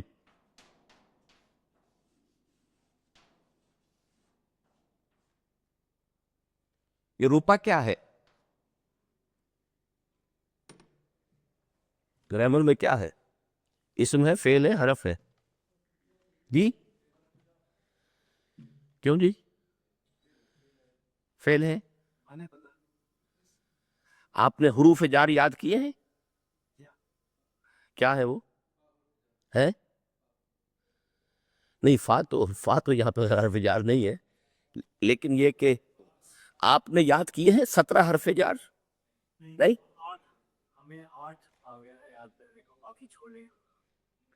لیکن اگر آپ شعر یاد کر لیں تو وہ 17 کے 17 یاد ہو جائیں گے. ہم نے 6 7ویں میں یاد کیا تھا یا شاید 8ویں میں. باؤ تاؤ کافو لامو واؤ منزو مز خلا ربا حاشا من عدا فی عن علا حتی الا. عربی گرامر کو اس طریقے سے اشعار کی شکل میں بہت آسان بنایا گیا ہے. اس میں چونکہ ردم ہوتا ہے تو یاد ہو جاتا ہے با تا، لیکن عربی میں آپ باؤ، کیونکہ واؤ بھی تو لگے نا بیچ میں، باؤ تاؤ کافو لامو واؤ منزو مز خلا ربا. دوسرے مصرعے کا پہلا یہی ہے، ربا حاشا من عدا فی عن علا حتی الا. 17 حروف جار ہے. آپ نے 8 پڑھے ہیں تو ابھی 9 اور پڑھنے. تو حرف جار کا جو اصل ہے ایکشن وہ آپ کو معلوم ہے کہ پھر وہ جس پر آئے اس پر زیر لگا، مبلغن ہو گیا، ربا مبلغن. تو بہت سے مبلغ ایسے ہوتے ہیں، دیکھیے اب یہاں پہ نوٹ کیجئے، مبلغ کہتے ہیں پہنچانے والا، اور مبلغ جسے پہنچایا گیا. معلم سکھانے والا، معلم جس کو سکھایا گیا، معلم المجنون حضور کو کہا گیا کسی نے سکھایا ہے، ان کو سکھائے پڑھائے بول رہے ہیں یہ، اور مجنون ہے، دماغ ان کا کچھ چل گیا معلوم ہوتا ہے معاذ اللہ. معلم معلم، مبلغ مبلغ. ایسی عجیب حقیقت حضور نے بیان فرمائی ہے کہ بسا اوقات بہت سے ایسے لوگ جنہیں کوئی بات پہنچا دی جائے وہ پہنچانے والے سے زیادہ قدردان ہوتے ہیں اس کے. سمجھ رہے ہیں اس بات کو؟ آپ نے کسی کو کوئی شے دی، آپ نہیں سمجھتے تھے کہ یہ ہیرا ہے، لیکن یہ ضرور سمجھتے تھے کہ ہاں کوئی خوبصورت شے ہے، آپ نے کسی کو پیش کر دی، اور جس کو آپ نے دی ہے اس کو سمجھ میں آ گئی تو ہیرا ہے. آپ کو نہیں پتا تھا. کوئی بات آپ نے پہنچا دی، آپ اس کی قدر و قیمت کے شاید اتنے آگاہ نہ ہو جتنا کہ جسے آپ نے پہنچا دیا وہ آگاہ ہو جائے. لہذا تبلیغ کے عمل کے اندر صرف یہ نہیں ہے کہ وہ بات جو ہے آگے پھیلتی جائے گی، ہو سکتا ہے کہ اس کا ارتقاء ہو، آپ نے جس کو پہنچایا ہے وہ اس کا زیادہ قدردان ہو، وہ اس کی زیادہ گہرائیوں تک پہنچ سکے. فَرُبَّ مُبَلَّغٍ أَوْعَىٰ، حفاظت کرنے والا، محفوظ رکھنے والا، کسی چیز کو جو ہے حفظ جان بچانے والا زیادہ ہو حامل سے. حامل حمال کو کہتے ہیں لانے والا. آپ نے جو ہے وہ آٹے کی بوری پہنچا دی اٹھا کر، حمال حامل. تو جو جس نے پہنچایا ہے اس سے کہیں زیادہ قدر و قیمت اور اس کی قدردانی کرنے والا ہو سکتا ہے کہ وہ جسے پہنچایا گیا. پہنچانے والے کو پتہ بھی نہ ہو میں نے کیا شے پہنچا دی، کتنی عظیم شے پہنچا دی. لہذا آپ نے جس کو پہنچایا ہے شاید وہ آپ سے 10 قدم آگے نکل جائے اس کی قدردانی میں، اس کی خدمت میں، اس مشن کی تکمیل میں. لیکن یہ ذہن میں دوسری احادیث کے ذریعے سے آئے گا، جہاں تک وہ جائے گا آپ کے حساب کے اندر کریڈٹ جو ہے درج ہوتا رہے گا. آپ چونکہ ذریعہ بنے اس تک اس بات کے پہنچا دیں، آپ ذریعہ نہ بنتے تو وہ پروسیس شروع ہی نہ ہوتا. لہذا جو بھی حصہ آپ نے اس میں لیا ہے، اب جہاں جہاں تک وہ بات جائے گی در حقیقت اس کا حساب. اب اللہ کے کمپیوٹر بہت ہی سمجھیے کہ وہ تو بہت بڑے کمپیوٹرز ہیں، سپر کمپیوٹرز ہیں، تو ان کے ہاں وہ ڈیبٹ کریڈٹ ہونے میں کوئی دیر نہیں لگتی کہ کس کا کہاں تک پہنچا ہے اور کس کے ذریعے سے پہنچا تھا اور اسے کہاں سے پہنچا تھا. حساب کتاب جمع ہو رہا اللہ کیا. تو یہ ہے فرب مبلغ اوعى من الحامل، تو بہت سے ایسے لوگ ہوتے ہیں جنہیں پہنچا دیا جاتا ہے اور وہ زیادہ محافظ اور قدردان ہوتے ہیں پہنچانے والے کی نسبت۔ اور اس طرح قیامت تک کے لیے فریضہ تبلیغ قرآن کا بوجھ امت محمد صلی اللہ علیہ وسلم کے کاندھوں پر آ گیا، جس کے لیے بحیثیت مجموعی وہ خدا کے ہاں مسئول ہوگی۔ اب یہاں بحیثیت مجموعی کو نوٹ کیجئے، ایک ہے کہ میں انفرادی حیثیت سے کتنا مسئول ہوں، ایک یہ کہ پوری امت اس معاملے میں کتنی مسئول ہے، دو چیزیں علیحدہ ہوگی۔ چنانچہ آگے جو یہ بولڈ الفاظ میں جو بات آ رہی ہے اس کو واضح کیا جائے گا۔ انفرادی حیثیت میں جس شخص میں جتنی صلاحیت ہے، جتنا وہ کچھ کر سکتا ہے اس نے کر دیا، وہ کامیاب ہو گیا۔ اجتماعی حیثیت سے جب تک تمام اقوام عالم تک قرآن کا متن اور اس کی ترجمانی نہ پہنچا دی جائے، جرم جو ہے وہ امت محمد کے کھاتے میں لکھا جائے گا۔ You fail to fulfill your duty۔ تمام اقوام عالم تک ان کی زبانوں میں قرآن کا ترجمہ، اس کی مختصر ترجمانی اگر نہیں پہنچائی ہے اس امت مسلمہ نے، تو she is responsible۔ پہنچایا ہی نہیں، پہلا وہ تو پہنچایا ہی نہیں۔ پچھلے دنوں میں کئی سال ہو گئے، گیا ہوا تھا بامبے، وہاں ایک صاحب نے ادارہ قائم کیا ہے جو مرہٹی زبان میں قرآن مجید کا ترجمہ وغیرہ شائع کر رہے ہیں۔ ان سے میں ملا، انہوں نے مجھے خطوط دکھائے، ایک خاتون بہت ہائیلی ایجوکیٹڈ، ان کا خط ہندو، اس کا خط آیا تھا کہ میں آپ لوگوں سے پوچھتی ہوں کہ آپ آج تک یہ کتاب کہاں چھپائے بیٹھے تھے؟ آپ چھپانے کے تو مجرم آپ ہیں۔ He ruled this country for over 1000 years، اور کسی زبان میں مسلمانوں نے ترجمہ نہیں کیا قرآن کا، جس سے بڑا جرم کوئی ہوگا؟ شاہ ولی اللہ نے ترجمہ شروع کیا فارسی کے اندر، وہ بھی یہاں ہندوستان کی کسی زبان میں نہیں، ان کے خلاف بلوا کر دیا مولویوں نے کہ واجب القتل ہے، یہ ترجمہ کرتا ہے قرآن کا۔ اور آج بھی پوری ایک تبلیغ، اتنی بڑی تبلیغی تحریک جو ہے ترجمے کو غلط سمجھتی ہے اور ترجمے کو جرم سمجھتی ہے، وہی معاملہ تھا۔ وہ تو اب آپ جب اس کتابچے کے بعد اب ہمیں نیکسٹ کتاب پڑھنی ہے، دعوت رجوع القرآن کا منظر و پس منظر، تو اب یہ سارے حقائق آپ کے سامنے آئیں گے، کیسے قرآن کو بند کر دیا گیا، کیوں بند کیا گیا، اس کے کچھ اسباب تھے۔ بہرحال چلیے آگے۔ اس طرح قیامت تک کے لیے فریضہ تبلیغ قرآن کا بوجھ امت محمد صلی اللہ علیہ وسلم کے کاندھوں پر آ گیا، جس کے لیے بحیثیت مجموعی وہ خدا کے ہاں مسئول ہوگی۔ اب ظاہر ہے کہ امت افراد ہی پر مشتمل ہے، لہذا اس امت کا ہر فرد اپنی اپنی صلاحیت و استعداد کے مطابق اس فرض کی ادائیگی کا ذمہ دار ہے۔ علماء اور فضلاء پر یہ ذمہ داری ان کے علم و استعداد کی نسبت سے عائد ہوتی ہے اور عوام پر ان کی صلاحیت کی نسبت سے۔ بہر نو حضور صلی اللہ علیہ وسلم کے ان مبارک الفاظ کے عموم سے کہ بلغوا عنی ولو آیتن ثابت ہوتا ہے کہ اس ذمہ داری سے بالکل بری کوئی بھی نہیں ہے۔ جسے ناظرہ پڑھنا آتا ہے وہ دوسروں کو ناظرہ پڑھنا سکھا دے، جسے حفظ ہے وہ دوسروں کو یاد کرائے، جسے ترجمہ آتا ہے وہ دوسروں کو ترجمہ پڑھائے، اور جسے اس کا کچھ علم و فہم حاصل ہے وہ اسے دوسروں تک پہنچائے۔ حتیٰ کہ اگر کسی کو ایک آیت ہی یاد ہو اور وہ اسے ہی دوسروں کو یاد کرا دے، تو یا قرآن کی کسی ایک آیت یا سورت کا مفہوم معلوم ہو اور وہ صرف اسی کا علم دوسروں تک منتقل کر دے، تو یہ بھی تبلیغ قرآن میں شامل ہے۔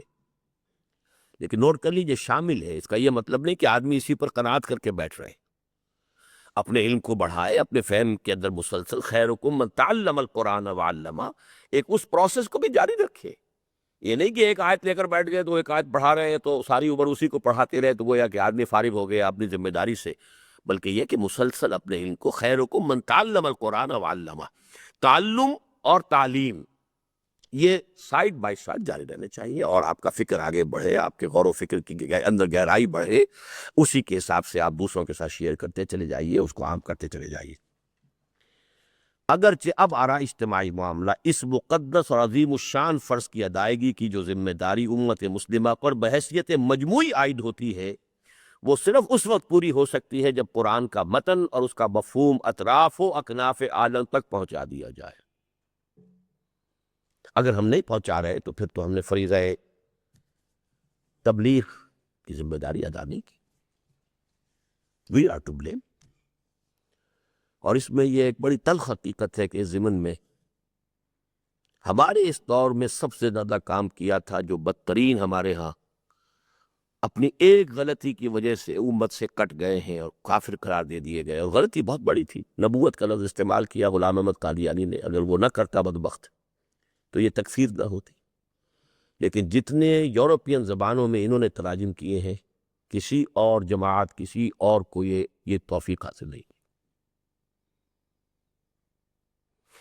پھر اس کے بعد نمبر 2 پر ہندوستان میں ہندوستانی زبانوں کے اندر جتنا کام کیا جماعت اسلامی نے، اور کسی کو اس کی توفیق نہیں۔ کیونکہ جماعت اسلامی خاص طور پر اس وجہ سے بھی کہ وہاں اب سیاسی میدان تو کھلا ہے نہیں ان کے لیے، مسلمان ایک ایسی مائنورٹی میں ہے کہ سیاسی میدان میں جا کر تو کوئی یعنی جھوٹی امید بھی نہیں بنتی کہ کوئی شکل نکل آئے گی۔ یہاں تو پھر بھی جھوٹے شراب تو نظر آتے رہتے ہیں، تو وہاں وہ شراب بھی نہیں ہے، اس لیے ان کی پوری توانائیاں جو لگی ہیں وہ الحمدللہ کہ اس کام میں لگی ہیں کہ اب یہ کہ تقریباً جہاں تک میرا علم ہے ہندوستان کی تمام زبانوں کے اندر ایک بولیاں ہوتی ہیں، لیکن یہ زبانیں جن کو کہا جائے ان میں قرآن مجید کا ترجمہ جماعت اسلامی نے کیا ہے مختصر حواشی کے ساتھ، تو یہ کام ہوا ہے۔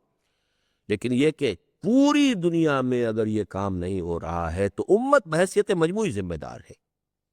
اب مجھے نہیں معلوم کہ اور زبانوں کا کیا حال ہے۔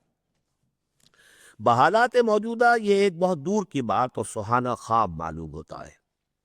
جیسے ایک خواب ہم نے تیسرے چیپٹر میں دیکھا تھا کہ ایسی یونیورسٹیاں ہوں جا بجا کہ جن کا مرکزی شعبہ جو ہے وہ تو قرآن کا ہو، عربی زبان اور قرآن، وہ اس کا مرکزی شعبہ ہے۔ جو بھی طالب علم آئے یہ تو ضرور پڑھے، باقی سائنس پڑھے، وہ میڈیسن پڑھے، وہ انجینئرنگ پڑھے، فلسفی پڑھے، جو بھی پڑھے، تو ہر یونیورسٹی قرآنک یونیورسٹی کا ایک مرکزی شعبہ ہو قرآن کا، اس کے گرد جو ہے وہ تمام علوم کے جو ہے وہ ڈپارٹمنٹس موجود ہوں، لیکن اس یونیورسٹی میں جو انرول ہو اسے لازماً یہ تو پڑھنا پڑے، جس کے لیے ایک چھوٹی سی یوں سمجھیے کہ جیسے پنیری ہوتی ہے، اس پنیری کی شکل ہمارا قرآن کالج ہے۔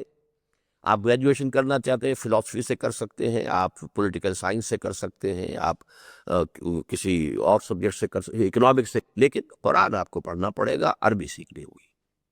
یہ گویا کہ اس کا ایک ان منیچر ایک چھوٹا سی ایک تمہید سمجھ لیجئے۔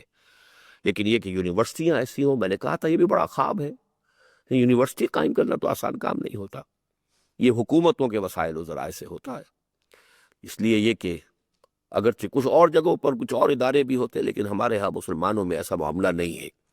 2 انٹرنیشنل اسلامک یونیورسٹیز قائم ہوئی ہیں، ایک یہ جو اسلام آباد میں ہے فیصل مسجد میں، اور ایک ملیشیا میں، وہ بھی اصل میں خاص طور تھا جبکہ عرب ممالک کے پاس پیسہ کافی تھا، انہوں نے اس کے لیے فنڈز مہیا کیے ہیں۔ اب تو حالات خود ان کے اپنے دیگرگو ہیں، اور جو صورتحال ابھی ہوئی ہے کہ اب بام بلاسٹ کا معاملہ شروع ہو چکا ہے سعودی عرب میں، تو اس the beginning of a new era، سعودی عرب میں بام بلاسٹ جس کا کوئی تصور نہیں ہو سکتا تھا، اور وہ بھی امریکن بیس پر۔ تو یہ آئس برگ کی طرح سمجھیے، جس ٹپ آف دی آئس برگ، نیچے کیا کچھ ہوگا، اور کوئی گلف ٹائیگرز ہیں جنہوں نے کہ اس کی ذمہ داری قبول کی ہے، وی ہیو ڈن اٹ۔ اب وہ کون ہے کیا ہے کچھ نہیں کہا جا سکتا۔ بہرحال بحالات موجودہ یہ ایک بہت دور کی بات اور سہانا خواب معلوم ہوتا ہے، اس لیے کہ واقعی صورتحال یہ ہے کہ یہ امت جو قرآن کو اقوام و امم عالم تک پہنچانے کی ذمہ دار بنائی گئی تھی، آج اس کی محتاج ہے کہ خود اسے قرآن پہنچایا جائے۔ لہذا اس وقت اصل ضرورت اس کی ہے کہ خود امت مسلمہ میں تعلیم و تعلم قرآن کی ایک رو چل نکلے، اور ہر مسلمان درجہ بدرجہ قرآن سیکھنے اور سکھانے میں لگ جائے۔ میں دعا کرتا ہوں کہ اللہ تعالی ہم سب کو اس کی توفیق عطا فرمائے۔ جیسا کہ میں نے پہلے عرض کیا تھا، تبلیغ ہی کا ایک شعبہ تعلیم بھی ہے، اور اسی کا ایک اعلیٰ درجہ وہ ہے جسے قرآن حکیم تبیین کا نام دیتا ہے۔ تبیین کا مادہ کیا ہوگا؟ مادہ سے حرفی ہوتا ہے، بے یا نور، بین۔ یہ بین جو ہوتا ہے بینہو، 2 چیزوں کو علیحدہ علیحدہ کر دینے والی شے، ان دونوں کے مابین اردو میں ہم بولتے ہیں۔ تو اس سے کیا نتیجہ نکلتا ہے کہ ہر شے ڈسکریٹ ہو جاتی ہے۔ آپ نے ایک چیز ہے گڑبڑ ہے، اب آپ نے ان کی تبیین کر دی، ان کو علیحدہ علیحدہ کر دیا، جدا کر دیا، ڈسکریٹلی ہر شے اپنی جگہ پر اب نمایاں طور پر نظر آنے لگے۔ اس سے پھر تبیین کا لفظ بنا کہ قرآن مجید کے اندر تبیین کا عمل، واضح کرنا، روشن کرنا، ایک ایک شے کو ڈسکریٹلی نمایاں کرنا، یہ گویا کہ اگلا عمل ہے تبلیغ سے۔ تبلیغ کے لیے بھی میں نے 2 الفاظ لکھے تھے، وہاں وہ مٹ گئے ہیں اس وقت۔ ایک ابلاغ ہے، ایک تبلیغ ہے۔ ان میں فرق کیا ہے؟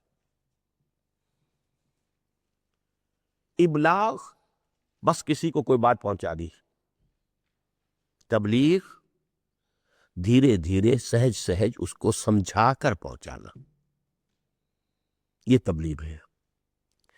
اعلام کسی کو کوئی شے بتا دی بس۔ تعلیم کسی شے کو کسی کے ذہن میں اتارنا تدریجاً، یہ باب تفعیل کا خاصہ ہے، نوٹ کر لیجئے۔ جو اس وزن پہ آئیں گے افعال، اعلام بتا دینا، تعلیم سکھانا، سکھانا کچھ اور معنی رکھتا ہے، بتا دینا کچھ اور معنی رکھتا ہے۔ میں نے بتا دیا تمہیں، میں بتا تو دیا، میری سمجھ میں نہیں آیا ہے، آپ اگر مجھے سمجھائیں گے تو یہ اب تعلیم ہو جائے گا۔ ابلاغ آپ نے پہنچا دیا، لٹ مار کر بھی پہنچا دیا تو ابلاغ ہو گیا۔ تبلیغ ہے آپ اس کو سمجھائیں، اس کے سامنے بات واضح کریں۔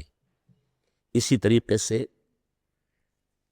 انزال اور تنزیل، قرآن مجید کے لیے دونوں الفاظ آتے ہیں۔ انزال دفعتاً اتار دینا، تنزیل درجہ بدرجہ تھوڑا تھوڑا کر کے اتارنا۔ تنزیل کے وزن ہی پر اسی پر ہے تدریج، درجہ بدرجہ تدریج۔ یہ بڑی ایک سائنٹیفک اور میتھمیٹیکل لینگویج ہے۔ جب آپ ابواب پر آئیں گے، ابھی ذرا تھوڑا سا آپ کو مشکل آئے گی، کچھ آپ کو گردانیں رٹنی پڑیں گی، جس میں آپ گھبرائیں نہیں، رٹا لگائیں۔ ماضی کی گردان، مضارع کی گردان، یہ تو رٹے سے ہی ہوگی ٹھیک۔ میں نے تو آپ کو اس وقت کا یاد کردہ شعر سنا دیا، باؤ تاؤ کاف و لام و واؤ منزو مسخلا ربا حاشا من عدا فیان علا حتی الہ، شعر یاد ہے اس وقت کا جب سے پڑھا تھا۔ تو اب یہ گردانیں بھی آپ کو رٹنی پڑیں گی، بس تھوڑا سا یہ جو آتا ہے جیسے باٹل نیک کہتے ہیں نا، اس باٹل نیک کے لیے میں آپ کو ذہناً تیار کر رہا ہوں۔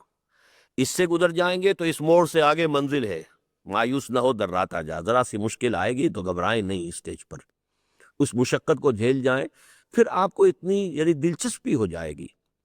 یہ تفعیل ہے، یہ تفاعل ہے، یہ انزال اور تنزیل میں کیا فرق ہو گیا، یہ اعلام اور تعلیم میں کیا فرق ہو گیا، ابلاغ اور تبلیغ میں کیا فرق ہو گیا۔ ذرائع ابلاغ تو یہ پہنچا دیا انہوں نے، اللہ اللہ خیر صلی اللہ، آپ کی سمجھ میں آیا کہ نہیں آیا؟ ٹی وی کے ذریعے سے ایک بات آپ کے سامنے آ گئی ہے، اب آپ کے پلے پڑی نہیں پڑی یہ وہ آپ جانیں، انہوں نے تو پہنچا دی۔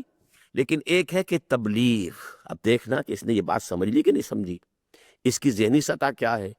میں اس بات کو اگر اس کی ذہنی سطح نیچے ہے تو ذرا اور نیچے لا کے سمجھاؤں، مجھے اس کے لیے اسے انٹیلیجبل بنانا ہے کہ اس کو سمجھ سکے، یہ سب تبلیغ میں آئے گا۔ اسی طرح اعلام، کسی کو خبردار کر دینا۔ انکوائریز آفس جب بھی ہوگا آپ کو عرب ممالک میں تو مکتب الاعلام، خلاص انکوائریز، آپ جائیے جو چیز معلوم کری آپ کو بتا دی جائے گی۔ تعلیم از اے ڈفرنٹ پروسیس، علم کو اتارنا ہے، درجہ بدرجہ ہے آپ کے اندر، اس کو آپ پہنچانا ہے آپ کے ذہن میں۔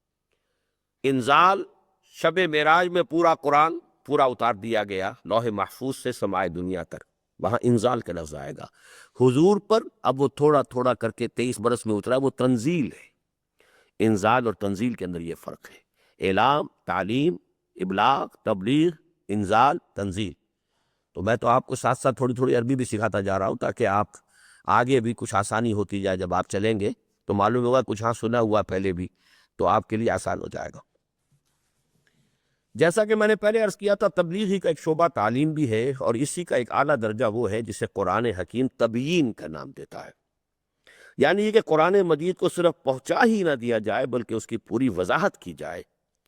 اور ایک تو جیسا کہ میں نے قرآن پر تدبر کے ضمن میں عرض کیا تھا کہ لوگوں کے ذہنوں کے قریب ہو کر کلام کیا جائے، اور قرآن کا نور ہدایت لوگوں کی نگاہوں کے عین سامنے روشن کر دیا جائے، اور دوسرے یہ کہ اس کے سور و آیات، سور سورت کی جمع ہے، سور کا لفظ پڑھ لیا یہاں آپ نے تو آپ حیران ہوئے یہ کون سا لفظ آ گیا۔ سورت کی جمع سور، ملت کی جمع ملل، امت کی جمع امم، حکمت کی جمع حکم۔ اب یہ کتنے یاد ہو گئے یہ جمع کا ایک خاص جو ہے طریقہ، ملت سے ملل، امت سے امم، حکمت سے حکم، اور صورت سے سور۔ سور و آیات کے مدلولات و متضمنات۔ مدلول کس سے بنا ہے؟ دلیل سے۔ دلیل وہ ہے جو کسی شے کی طرف آپ کو پہنچا دے، مدلول جس تک پہنچا دیا گیا، تو جو اس کا اصل مفہوم ہے وہ پوری طرح کھول دیا جائے۔ قرآن حکیم نے اپنے آپ کو بیان کے لفظ بھی تعبیر کیا ہے، جیسے بلاغن تھا، ھذا بلاغ للناس، ھذا بیان للناس وہدی وموعظۃ للمتقین۔ بیان بھی ہے یہ، قرآن مجید بلاغ بھی ہے، قرآن مجید بیان بھی ہے۔ ھذا بیان للناس وہدی وموعظۃ للمتقین۔ اس آیت میں بہت دیکھیے الفاظ کا کیا چناؤ ہے۔ تمام لوگوں کے لیے تو بیان ہے، لیکن ہدایت اور موعظہ ہے صرف متقین کے لیے۔ جن کے اندر طلب نہ ہو ان کے لیے ظاہر بات ہے قرآن کی حکمت موعظت سب بیکار ہے۔ بھوک آپ کو نہ لگی ہو تو بہترین کھانے آپ کے سامنے رکھ دیے جائیں، آپ کا ہاتھ نہیں اٹھے گا، بھوک ہی نہیں۔ یا اگر آپ کا بیماری کی وجہ سے، جیسے بچوں کو مائیں جو ہے خوشامد کر کر کے کچھ کھلاتی ہیں، بخار کی وجہ سے اس کا ابو کا ذائقہ بگڑا ہوا ہے، اسے جو آپ اچھے سے اچھی چیز دے رہے ہیں وہ بھی اسے کڑوی لگ رہی ہے، وہ تو نہیں کھاتا۔ لیکن اگر طلب ہو اندر سے تو پھر آپ کوئی شے اس کے سامنے لائیں گے تو اب اس کو اس کی قدر و قیمت کا احساس ہوگا۔ تقویٰ وہ طلب ہے کہ جو اندر پیدا ہو جائے، آپ بچنا چاہتے ہیں، آپ کے اندر مورل حس ہے، مورل سینس جو ہے آپ کی زندہ ہے، آپ کی اخلاقی حس جو ہے وہ برقرار ہے، آپ اچھائی برائی میں فرق کرتے ہیں، اچھائی کی طرف جانا چاہتے ہیں، برائی سے رکنا چاہتے ہیں۔ اب آپ کے لیے قرآن کی ہدایت اور قرآن کا موعظہ معلوم ہوگا، جیسے کہ پیاسے کو پانی مل جائے اور اسے تسکین حاصل ہو جائے، ایسے ہی ایسے شخص کو قرآن مجید کے لیے، قرآن مجید کے ذریعے سے حکمت اور موعظت مل جائے گی، خودن ملے گی۔ ورنہ آپ کسی کے سامنے قرآن کی ہدایت کے موتی کتنے ہی بکھیر دیجئے، اس کے لیے بیکار ہے، اس لیے کہ اس کے اندر طلب ہدایت ہے ہی نہیں۔ ھذا بیان للناس، لوگوں کے لیے تو یہ بیان ہے، پوری نوع انسانی کے لیے، لیکن وہدی وموعظۃ للمتقین، ہدایت اور موعظہ، واعظ اور نصیحت اس کے اندر اگر ہے مؤثر تو وہ اہل تقویٰ کے لیے۔ قرآن مجید کے بارے میں بھی یہ دونوں الفاظ آپ کو مل جائیں گے۔ رمضان مبارک میں کے ضمن میں جو آیا ہے نزول قرآن کا ذکر، شہر رمضان الذی انزل فیہ القرآن ھدی للناس مبینات من الہدی والفرقان، ہدایت ہے پوری نوع انسانی کے لیے، لیکن وہاں پر سورہ بقرہ کے شروع میں فرمایا گیا ھدی للمتقین۔ حقیقت میں اس ہدایت سے استفادہ کرنے والے وہی لوگ ہوں گے جن کے اندر کے وہ پیاس ہدایت کی پیدا ہو چکی ہو، اور اپنے لیے مبین اور اپنی آیات کے لیے بینات اور مبینات کی صفات کا استعمال نہایت کثرت سے کیا ہے۔ قرآن مجید اسے صفت کے طور پر لاتا ہے۔ پہلے ہم نے پڑھا تھا قرآن اپنے آپ کو الذکر کہتا ہے، ذکرہ کہتا ہے، ذکرہ، تذکرہ اور الذکر، یہاں بطور صفت آیا ہے۔ یہ کتاب مبین، کتاب ہے، اب یہ تو آپ نے مرکب توصیفی تو پڑھ لیا ہے نا، کتاب مبین، ایک ایسی کتاب جو بالکل واضح ہے، تو کتاب موصوف اور مبین اس کی صفت۔ آیات بینات، وہ آیات کی جو بالکل روشن ہیں، آیات موصوف اور بینات صفت۔ اسی طرح آیات مبینات بھی آتا ہے، اور یہ آپ پڑھ چکے ہوں گے کہ اگر موصوف جو ہے حالت رفعی میں ہے تو صفت بھی حالت رفعی میں آئے گی، موصوف اگر حالت نصبی میں ہے صفت بھی حالت نصبی میں، اگر موصوف جو ہے حالت جری میں ہے تو صفت بھی حالت جری میں، موصوف مذکر ہے صفت بھی مذکر، موصوف مؤنث ہے صفت بھی مؤنث۔ تو یہ ساری چیزوں میں وہ بالکل ایک دوسرے کے ساتھ تعبیر، جمع ہے تو ادھر جمع، اور تثنیہ ہے تو تثنیہ، واحد ہے تو واحد، یہ تمام چیزیں جو ہیں بہت ہی ایک دوسرے کے ساتھ ہم آہنگ ہیں۔ تو اپنے لیے مبین اور اپنی آیات کے لیے بینات اور مبینات کی صفات کا استعمال نہایت کثرت سے کیا ہے۔ ساتھ ہی یہ بھی واضح کر دیا ہے کہ کتب الہی کی تبیین و توضیح انبیاء کرام علیہ السلام کی ذمہ داری ہے۔ یہاں اس لفظ کو ذرا نوٹ کر لیجئے کہ یہ منکرین حدیث اور منکرین سنت نے جو بہت بڑی حماقت کی ہے اس کا توڑ ہے اصل میں اس جملے کے اندر۔ قرآن کہتا ہے رسول آپ کی ذمہ داری ہے کہ آپ اسے واضح کریں، اور یہ حضور کو اس کا حق بھی دینے کو تیار نہیں ہے کہ وہ اس کی وضاحت کرے۔ ایک تو یہ ہے نا کہ میرا ایک حق ہے، میں اسے استعمال کروں یا نہ کروں، حق کا تصور جہاں آئے گا اس میں آپ کا آپشن آ جائے گا، میں اپنا حق استعمال کروں نہ کروں، اپنا حق ڈیمانڈ کروں نہ کروں۔ ایک ذمہ داری ہے، responsibility, you have to do it. تو انبیاء کی ذمہ داری ہے کہ جو کتاب ہم نے آپ پر نازل کی اسے واضح کریں۔ اگر واضح کرنے کا لفظ وہاں آیا تو اس کا مطلب یہ ہے کہ اس کے کچھ مضمرات ہیں کہ جو از خود واضح نہیں ہیں، انہیں واضح کرنے کی ضرورت ہے، اور یہ وہ فنکشن ہے جو رسول کے حوالے کیا گیا ہے، اور اسی فنکشن سے حدیث اور سنت جو ہے وجود میں آئی ہے، جو توضیحات قرآن کی ہے، قرآن کے مضمرات کچھ کو کھول کر بیان کیا ہے، قرآن کے اندر جو چیز مجمل آئی ہے اس کی تفصیل کی ہے۔ اس طریقے سے در حقیقت سنت اور حدیث جو ہے وہ در حقیقت فرض منصبی جو رسول کا ہے اس کا نتیجہ ہے کہ وہ قرآن مجید کی توضیح اور تبیین کرے۔ تو یہاں لفظ ذمہ داری کو نوٹ کیجئے۔ کتب الہی کی تبیین و توضیح انبیاء کرام علیہ السلام کی ذمہ داری بھی ہے، اور ان امتوں کی بھی جو اس کی حامل بنائی جاتی ہے، اس لیے کہ ایک خاص دور میں جب کہ نبی موجود تھے، انہوں نے اس وقت کا جو ہیومن کانشسنس کا لیول تھا اس کے اعتبار سے قرآن کے مضمرات کو کھول دیا۔ 1000 سال کے بعد انسان کا بحیثیت مجموعی ذہنی سطح بلند ہو گئی، اب نبی موجود نہیں ہے، اب اس ذہنی سطح پر قرآن کے مضمرات کو کھول کر بیان کرنا کس کی ذمہ داری؟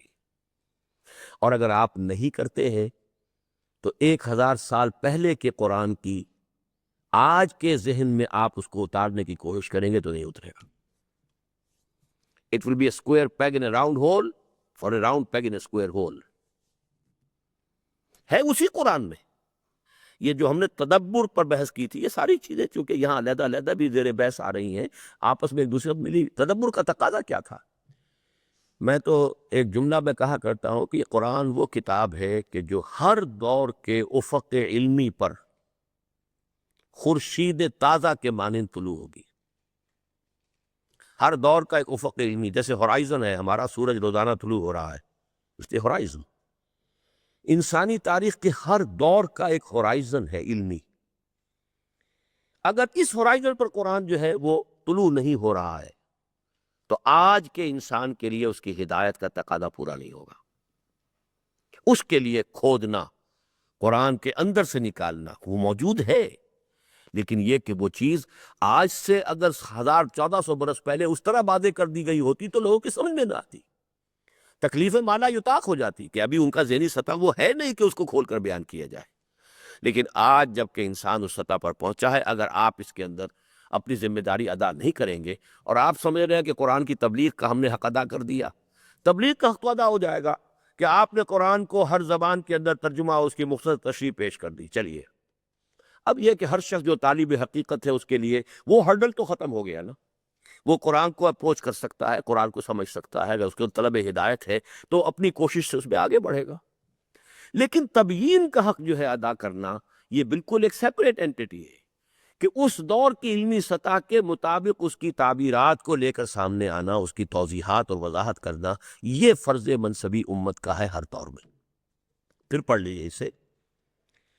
ساتھ ہی یہ بھی واضح کر دیا ہے کہ کتب الہی کی تبیین و توضیح انبیاء کرام علیہ السلام کی ذمہ داری بھی ہے، اور ان امتوں کی بھی جو ان کی حامل بنائی جاتی ہے، جیسا کہ یہاں حضور صلی اللہ علیہ وسلم سے خطاب کر کے فرمایا گیا وَأَنزَلْنَا إِلَيْكَ الذِّكْرَ۔ اب دیکھیے الذکر یہاں پر قرآن کے لیے آیا ہے، یہ کون سا اسم ہے؟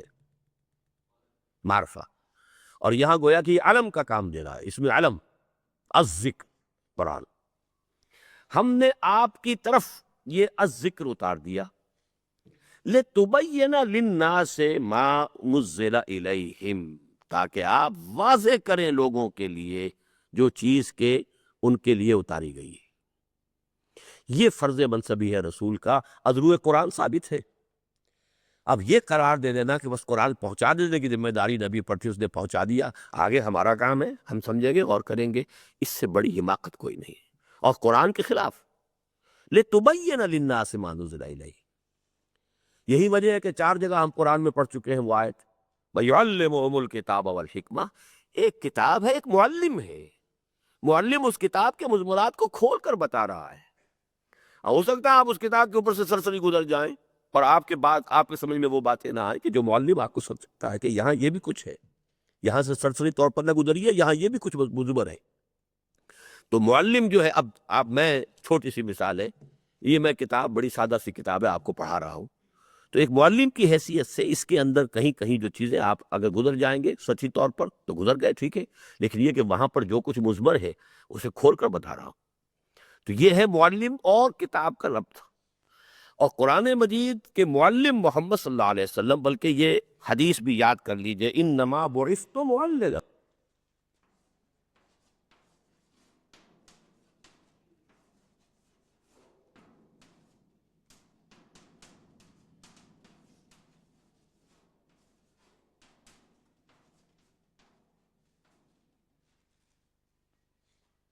میں نے ویسے جسارت بھی کہہ سکتے اسے، لیکن یہ کہ اپنی بھی ایک کیفیت کو اسی حدیث کے حوالے سے ڈھالا ہے۔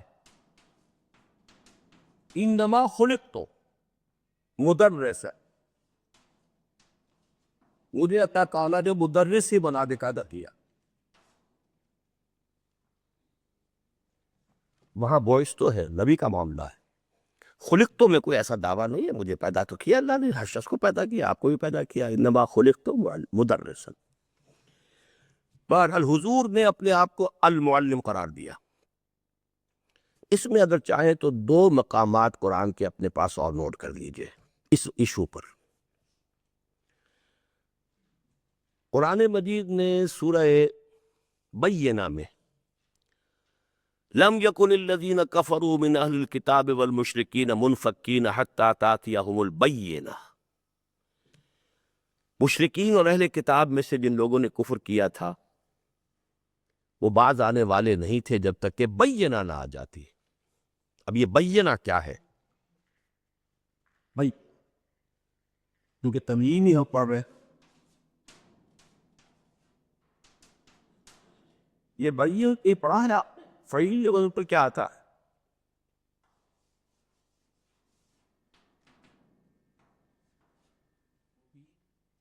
وہ فعیل کے بدل پر کس کیا صفت مشبہ کیا ہے؟ نہیں پڑھیا؟ جیسے علی صاحب علم، حسین صاحب حسن، جمیل صاحب جمال، صفت جو ہے، تو یہ لفظ بین جو ہے، جو اردو میں ہم بولتے بین، بین نہیں کہنے دے، اس نے بین دے، یہ اصل میں ہے بین، فعیل بھی بدل کا دو یہ جو ہے مل گئی تو اس کے اوپر تشدید دے دی گئی، بین، بین، بہت ہی واضح چیز، بہت واضح چیز، بہت واضح چیز۔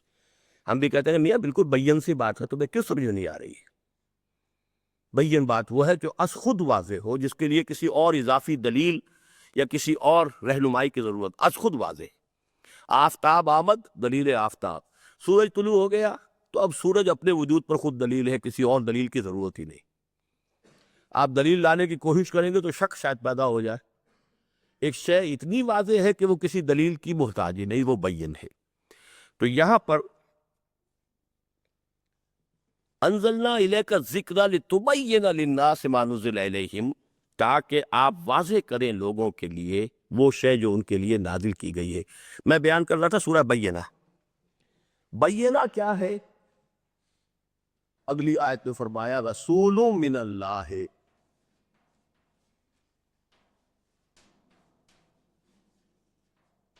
یتلو صحفا مطہرۃ،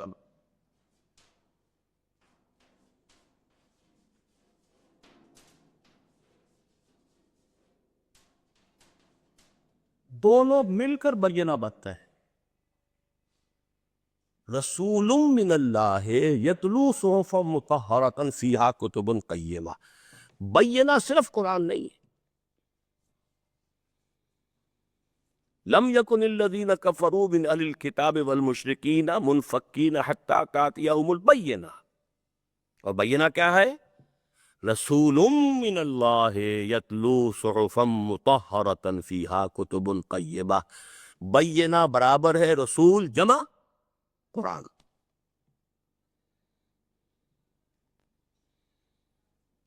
اسی طرح کا ایک مقام ہے سورہ طلاق میں،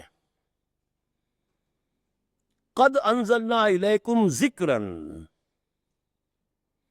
رسولا یتلو علیکم آیات اللہ، اے لوگو ہم نے تمہاری طرف ذکر نازل کر دیا۔ ذکر کیا ہے؟ رسول جو تم پر اللہ کی آیات پڑھ کر سنا رہا ہے۔ یہ اس طریقے سے شخصیت رسول کی اور کتاب اس طرح ایک دوسرے کے ساتھ جو ہے ضمن ہے، لا ینفک ہے، they can't be separated۔ کتاب اور معلم ایک وحدت، لیکن یہاں میں نے عرض کیا کہ بینہ بھی رسول جمع کتاب، ذکرہ بھی رسول جمع کتاب۔ قد انزلنا الیکم ذکرا، ہم نے تمہاری طرف ذکر نازل کر دیا ہے، اور ذکر کیا ہے؟ رسولا یتلو علیکم آیات اللہ بینات مبینات، وہ لفظ مبینات آ گیا یہاں۔ تو یہ ہے اہمیت اصل میں کہ کتاب کے ساتھ اور کتاب کے مضمرات کو واضح کرنے کے لیے رسول کی تعلیمات، رسول کی توضیحات، رسول کی تشریحات۔ نماز قائم کرو، آپ کو شاید 100 دفعہ مل جائے قرآن میں، نماز کی کیا شکل ہوگی، اس کے اوقات کیا ہیں، اس کی کیا ترتیب ارکان ہے، اس میں فجر میں کتنی رکعتیں ہیں، مغرب میں 3 ہیں تو کیوں ہے، لیکن اب بتائیے کیا دلیل ہے اس کی، سوائے اس کے کہ حضور نے فرمایا، حضور کا عمل ہے۔ تو تمام قرآن کی تفسیر جو ہے اس اعتبار سے سنت رسول اس کا جزو لازم بن جائے۔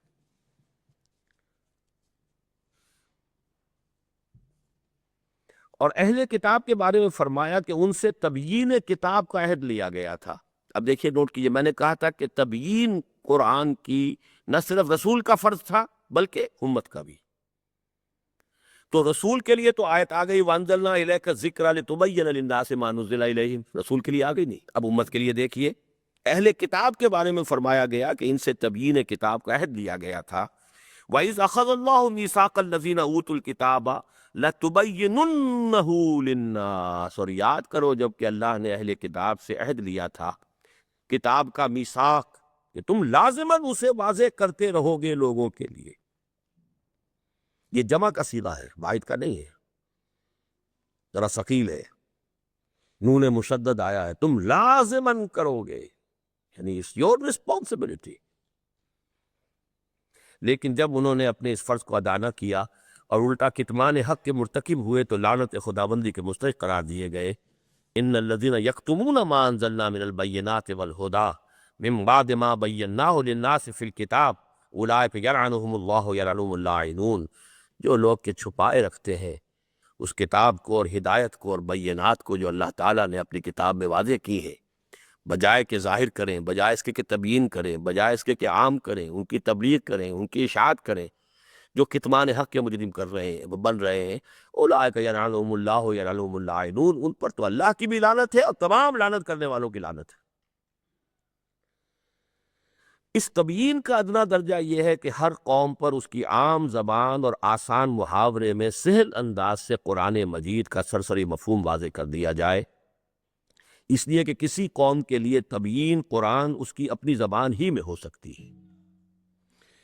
وَمَا أَرْسَلْنَا مِن رَّسُولٍ إِلَّا بِلِسَانِ قَوْمِهِ لِيُبَيِّنَ لَهُمْ، ہم نے نہیں بھیجا کوئی رسول مگر اسی زبان کا بولنے والا جو اس کی قوم کی زبان تھی، تاکہ ان کے لیے واضح کر سکے۔ ایک انگریز آ کر آپ کو واضح طور پر جو ہے وہ نہیں سمجھا سکتا، اور عرب آ کر آپ کو نہیں سمجھا سکتا، آپ کی زبان جو ہے جب تک کہ اس میں وہ بات سمجھائی نہیں جائے۔ لہٰذا یہ قانون رہا ہے کہ ہر نبی اور ہر امت کو جو کتاب دی گئی وہ اسی قوم کی زبان میں دی گئی۔ تورات دی گئی تو عبرانی میں دی گئی۔ انجیل کے بارے میں پتہ ہی نہیں چلتا وہ کون سی زبان میں نازل ہوئی، اس لیے کہ اس کا اوریجنل ٹیکسٹ ہے ہی نہیں، گم ہو چکا ہے۔ آخری جو اس کے نسخے ہیں، جو اولیت جو ہے وہ بھی گریک ٹرانسلیشن سے، ظاہر بات ہے کہ گریک میں تو انجیل نازل ہو ہی نہیں سکتی، اس لیے کہ حضرت مسیح کی زبان گریک نہیں تھی، اور جس علاقے میں حضرت مسیح تھے ان کی زبان جو ہے یونانی نہیں تھی، لیکن یونانی ترجمہ ہے جو آپ کو مل سکتا ہے، دی اولڈسٹ ورژن، جس کو اصل نسخہ کوئی نہیں ہے انجیل کا، وہ سریانی تھی، سیریک لینگویج، یا یہ کہ جو بھی وہاں کی وہ عبرانی بھی ہو سکتی ہے کیونکہ علمی زبان تو عبرانی تھی وہاں بھی، یا آرامی زبان ایک بولی جاتی تھی اس علاقے کے اندر، آرامی یا سریانی، یعنی ہاں۔ اور اس کا آخری درجہ یہ ہے، یعنی تبیین کا پہلا درجہ تو یہ ہے کہ ہر قوم پر اس کی اپنی زبان میں اس کا ترجمہ، اس کی آسان تشریح جو ہے واضح کر دی جائے، اور اس کا آخری درجہ یہ ہے کہ کتاب الہی کے علم و حکمت اور اس کے مضمرات و مقدرات کو کھول کر بیان کیا جائے، اس کے نہج استدلال کو واضح کیا جائے، اس کے دلائل و براہین کی مدد سے تمام گمراہ کن خیالات و نظریات کی مدلل تردید کی جائے، اور وقت کی بلند ترین علمی سطح پر اعلیٰ ترین علمی استدلال کے ساتھ قرآن حکیم اور اس کی تعلیمات کی حقانیت کو مبرہن کر دیا جائے۔ تبیین قرآن کے ادنیٰ درجے کی حق کی ادائیگی کی صورت فی الوقت یہ ہے کہ دنیا کی ہر قابل ذکر زبان میں قرآن مجید کے فصیح و بلیغ تراجم مع مختصر تشریح و تفسیر شائع کیے جائیں اور ان کی وسیع پیمانے پر اشاعت کی جائے، اور اعلیٰ درجے میں اس کی حق کی ادائیگی صرف اس طرح ہو سکتی ہے کہ جیسا کہ میں نے تدبر قرآن کے ضمن میں عرض کیا تھا، عالم اسلام میں جا بجا ایسی اکیڈمی اور یونیورسٹیاں قائم ہوں جن کا مرکزی موضوع قرآن حکیم ہو، اور ان کے ذریعے اعلیٰ ترین علمی سطح پر قرآن مجید کی ہدایت کی وضاحت کی جائے۔ یہ اکیڈمی والا خواب جو ہے سن 67 میں نے دیکھا تھا، وہ تو سن 77 میں ہماری تعمیر کا آغاز ہو گیا تھا۔ یہ یونیورسٹی کا خواب جو ہے وہ میں نے سن 68 میں دیکھا تھا، تو وہ ابھی اس کے آثار کے آس پاس نہیں ہے، لیکن کہہ سکتے ہیں کہ قرآن کالج جو ہے ایمبریونک سٹیج جو ہے ہو سکتا ہے کہ یہ اس یونیورسٹی کی بن جائے۔ حضرات، یہ ہے قرآن مجید کے وہ حقوق جو میرے فہم کے مطابق ہم سب پر بحیثیت مسلمان عائد ہوتے ہیں، اور جن کی ادائیگی کی فکر ہمیں کرنی چاہیے۔ ہم وہ خوش قسمت قوم ہے جس کے پاس اللہ کا کلام پاک من و عن محفوظ اور موجود ہے۔ ابھی میں نے ذکر کیا تھا، Christians can't claim, they can never claim, they don't have the original Bible with them۔ 104 نسخوں میں سے 4 انہوں نے منتخب کیے تھے کہ یہ کینونیکل ہے، 100 کو اپوکریفل کہہ کے ریجیکٹ کر دیا۔ اور یہ کب ہوا ہے؟ 300 برس بعد حضرت مسیح کے نیکیا کی کونسل میں، اور آپ شاید ہنسیں اس پر، اس وقت تک 104 ورشنز بائبل کے ہو چکے تھے۔ تو اب انہوں نے یہ کیا کہ ایک کمرے کے اندر 104 نسخے رکھ دیے، اور دعا کی پروردگار جو ان میں سے صحیح ہو وہ میز پر رہ جائیں، باقی نیچے گر جائیں، اور بند کر کے کمرہ وہ چلے گئے۔ صبح کو آئے تو 4 اوپر تھے، باقی نیچے گرے ہوئے تھے۔ اب پتہ نہیں وہاں وہ چوہے جو ہیں دوڑتے رہے ہوں، انہوں نے نیچے گرایا ہو، یا کیا ہوا، واللہ عالم۔ بہرحال this is the way they selected their 4 canonical gospels: Saint Matthew, Saint Luke, Saint Mark, Saint John۔ باقی 100 اپوکریفل کہلاتے ہیں کہ جن کو وہ قانونی اور حقیقی ماننے کو تیار نہیں، لیکن وہ کلیم نہیں کر سکتے۔ میں نے ایک مرتبہ ایک پادری سے سوال کیا تھا جبکہ میں ابھی میڈیکل اسٹوڈنٹ تھا کہ یہ 4 بائبلز ہیں، which one of them is Bible؟ He said none of them is Bible۔ میں حیران ہوا، یہ کیا کہہ رہا ہے؟ عیسائی ہے، پادری ہے، none of them is Bible۔ Bible is in them۔ ایسے بڑا ذہانت والا جواب تھا یہ۔ بائبل ان کے اندر ہے، ان میں سے کوئی ایک جو ہے وہ بائبل نہیں، ہم کسی کو بھی بائبل نہیں کہہ سکتے۔ اسی طریقے سے تورات کہیں نسخہ نہیں، وہ بھی مانتے ہیں۔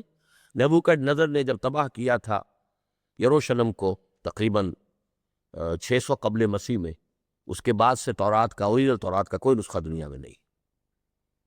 پھر 100 برس کے بعد کہیں جا کر جب دوبارہ آباد ہوا ہے، ذوالقرنین نے جب بیبیلونیا کو فتح کیا ہے، سائرس نے، کیخورس نے، اور انہیں یہودیوں کو کیپٹیوٹی سے اجازت دیے، جاؤ تم جا کر دوبارہ اپنا شہر آباد کر لو، اب انہوں نے یادداشت سے دوبارہ لکھی ہے بائبل، وہ تورات۔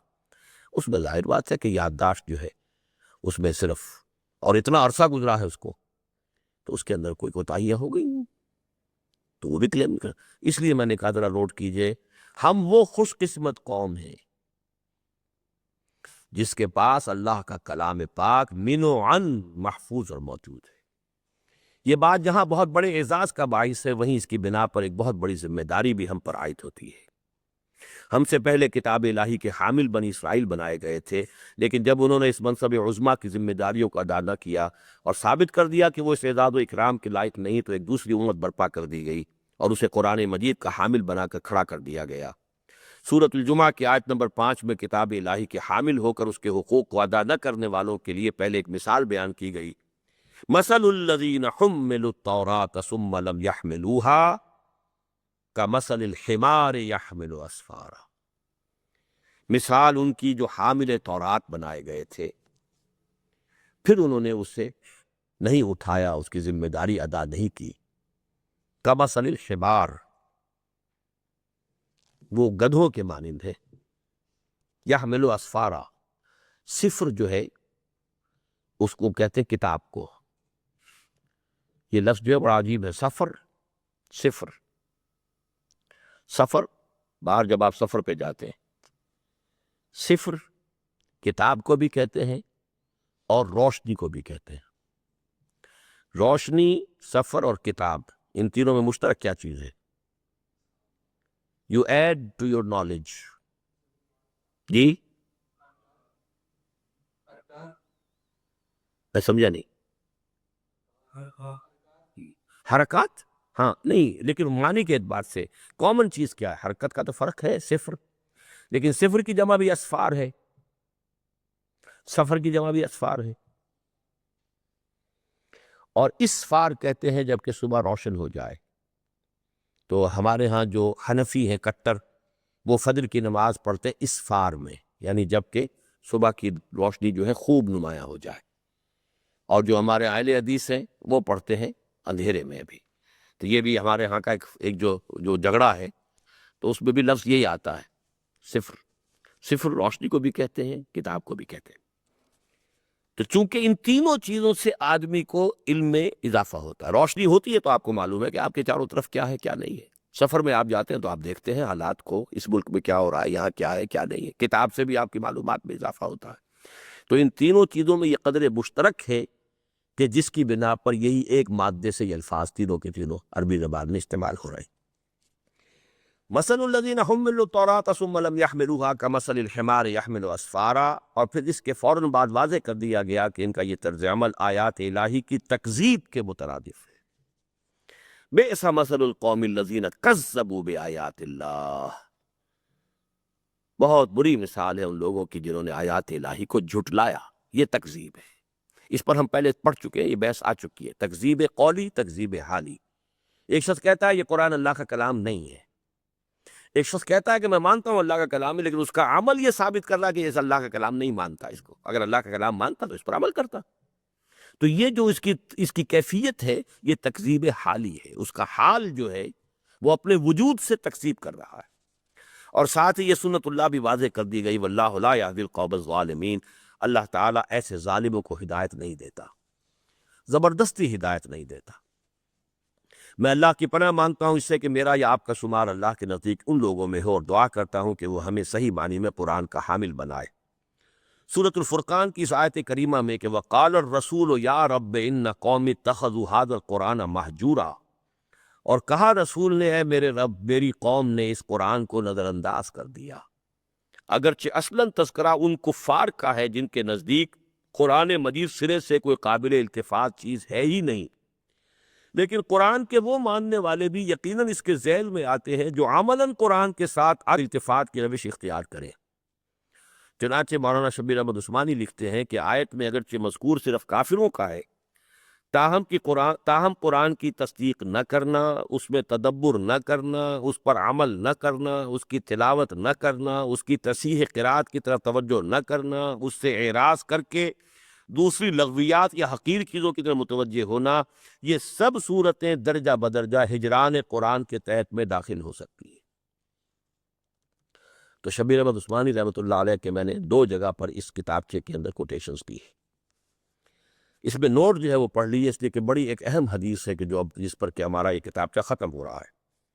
عجیب اتفاق ہے، بلکہ یوں کہنا زیادہ صحیح ہوگا کہ مولانا شبیر احمد عثمانی کے ذات نبوی صلی اللہ علیہ وسلم سے قرب کی دلیل ہے وہ الفاظ جو مولانا کے ان الفاظ کے بالکل مشابہ ایک حدیث میں وارد ہوئے ہیں، جو حضرت عبیدہ ملیکی رضی اللہ عنہ سے مروی ہے، جس کے مطابق حضور نے فرمایا یا اہل القرآن. میں نے کہا تھا کہ ایک حدیث آ جائے گی اس کتابچے کے آخر میں جن میں مجھے اور آپ کو اہل قرآن کہا گیا. یا اہل القرآن، اے قرآن والو، لا تتوسد القرآن. وسادہ کہتے ہیں تکیے،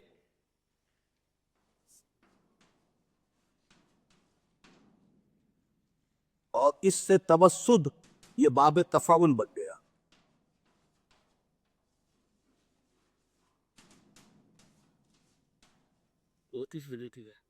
کسی شے کو تکیہ بنا لینا، لا تتوسل القرآن، قرآن کو تکیہ نہ بنا لو۔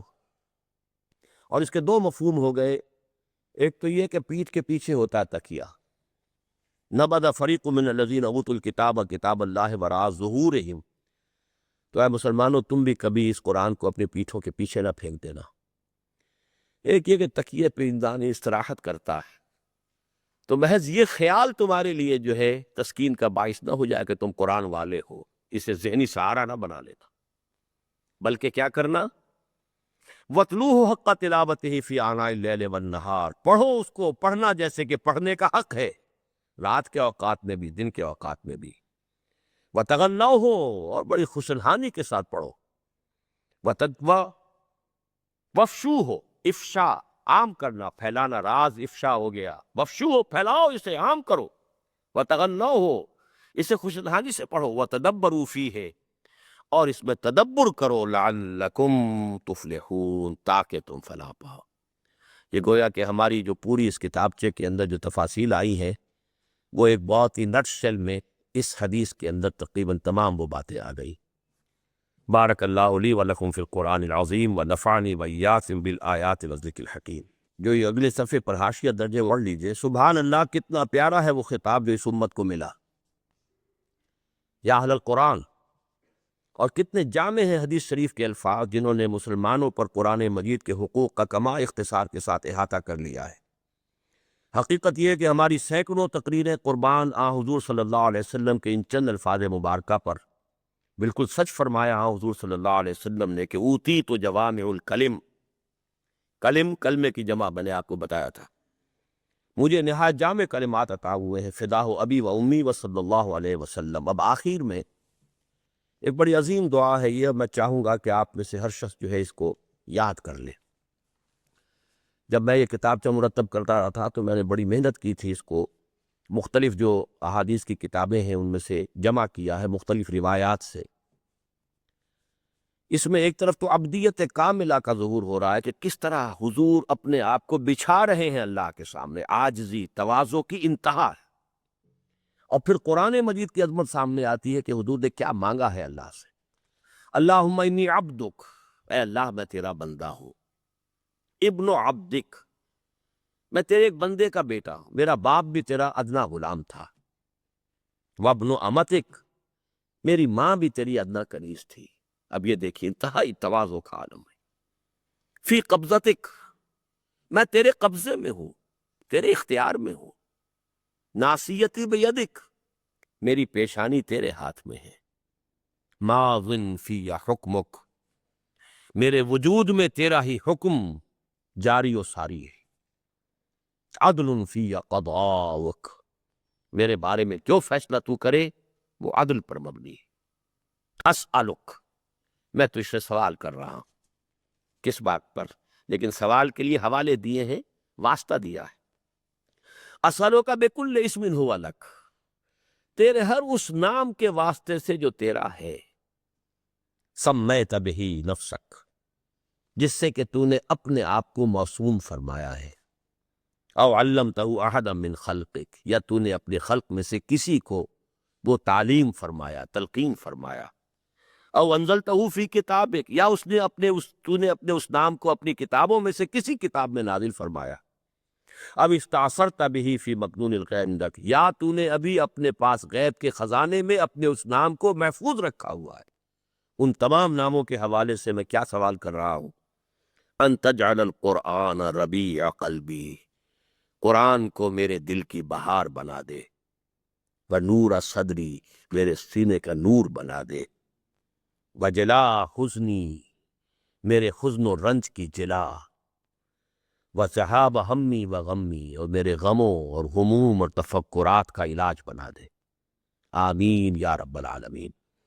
اب دیکھیے اس سے عظمت، ایک طرف قرآن کی عظمت، حضور سوال کر رہے ہیں تو صرف قرآن کا، اور یہ کہ آپ نے کس درجے تواضع اور عاجزی اور خاکساری اور کس درجے اپنی نفی، اپنی انانیت کی نفی کی۔ تو دعا کا اصل میں سب سے پہلو یہی ہوتا ہے کہ انتہائی عاجزی اور تذلل کے ساتھ اللہ سے دعا کی جائے. یہ دعا ہم سب کو یاد کر لینی چاہیے. اللہ تعالی ہم سب کو اس دعا کا مصداق بنا دے. آمین یا رب العالمین.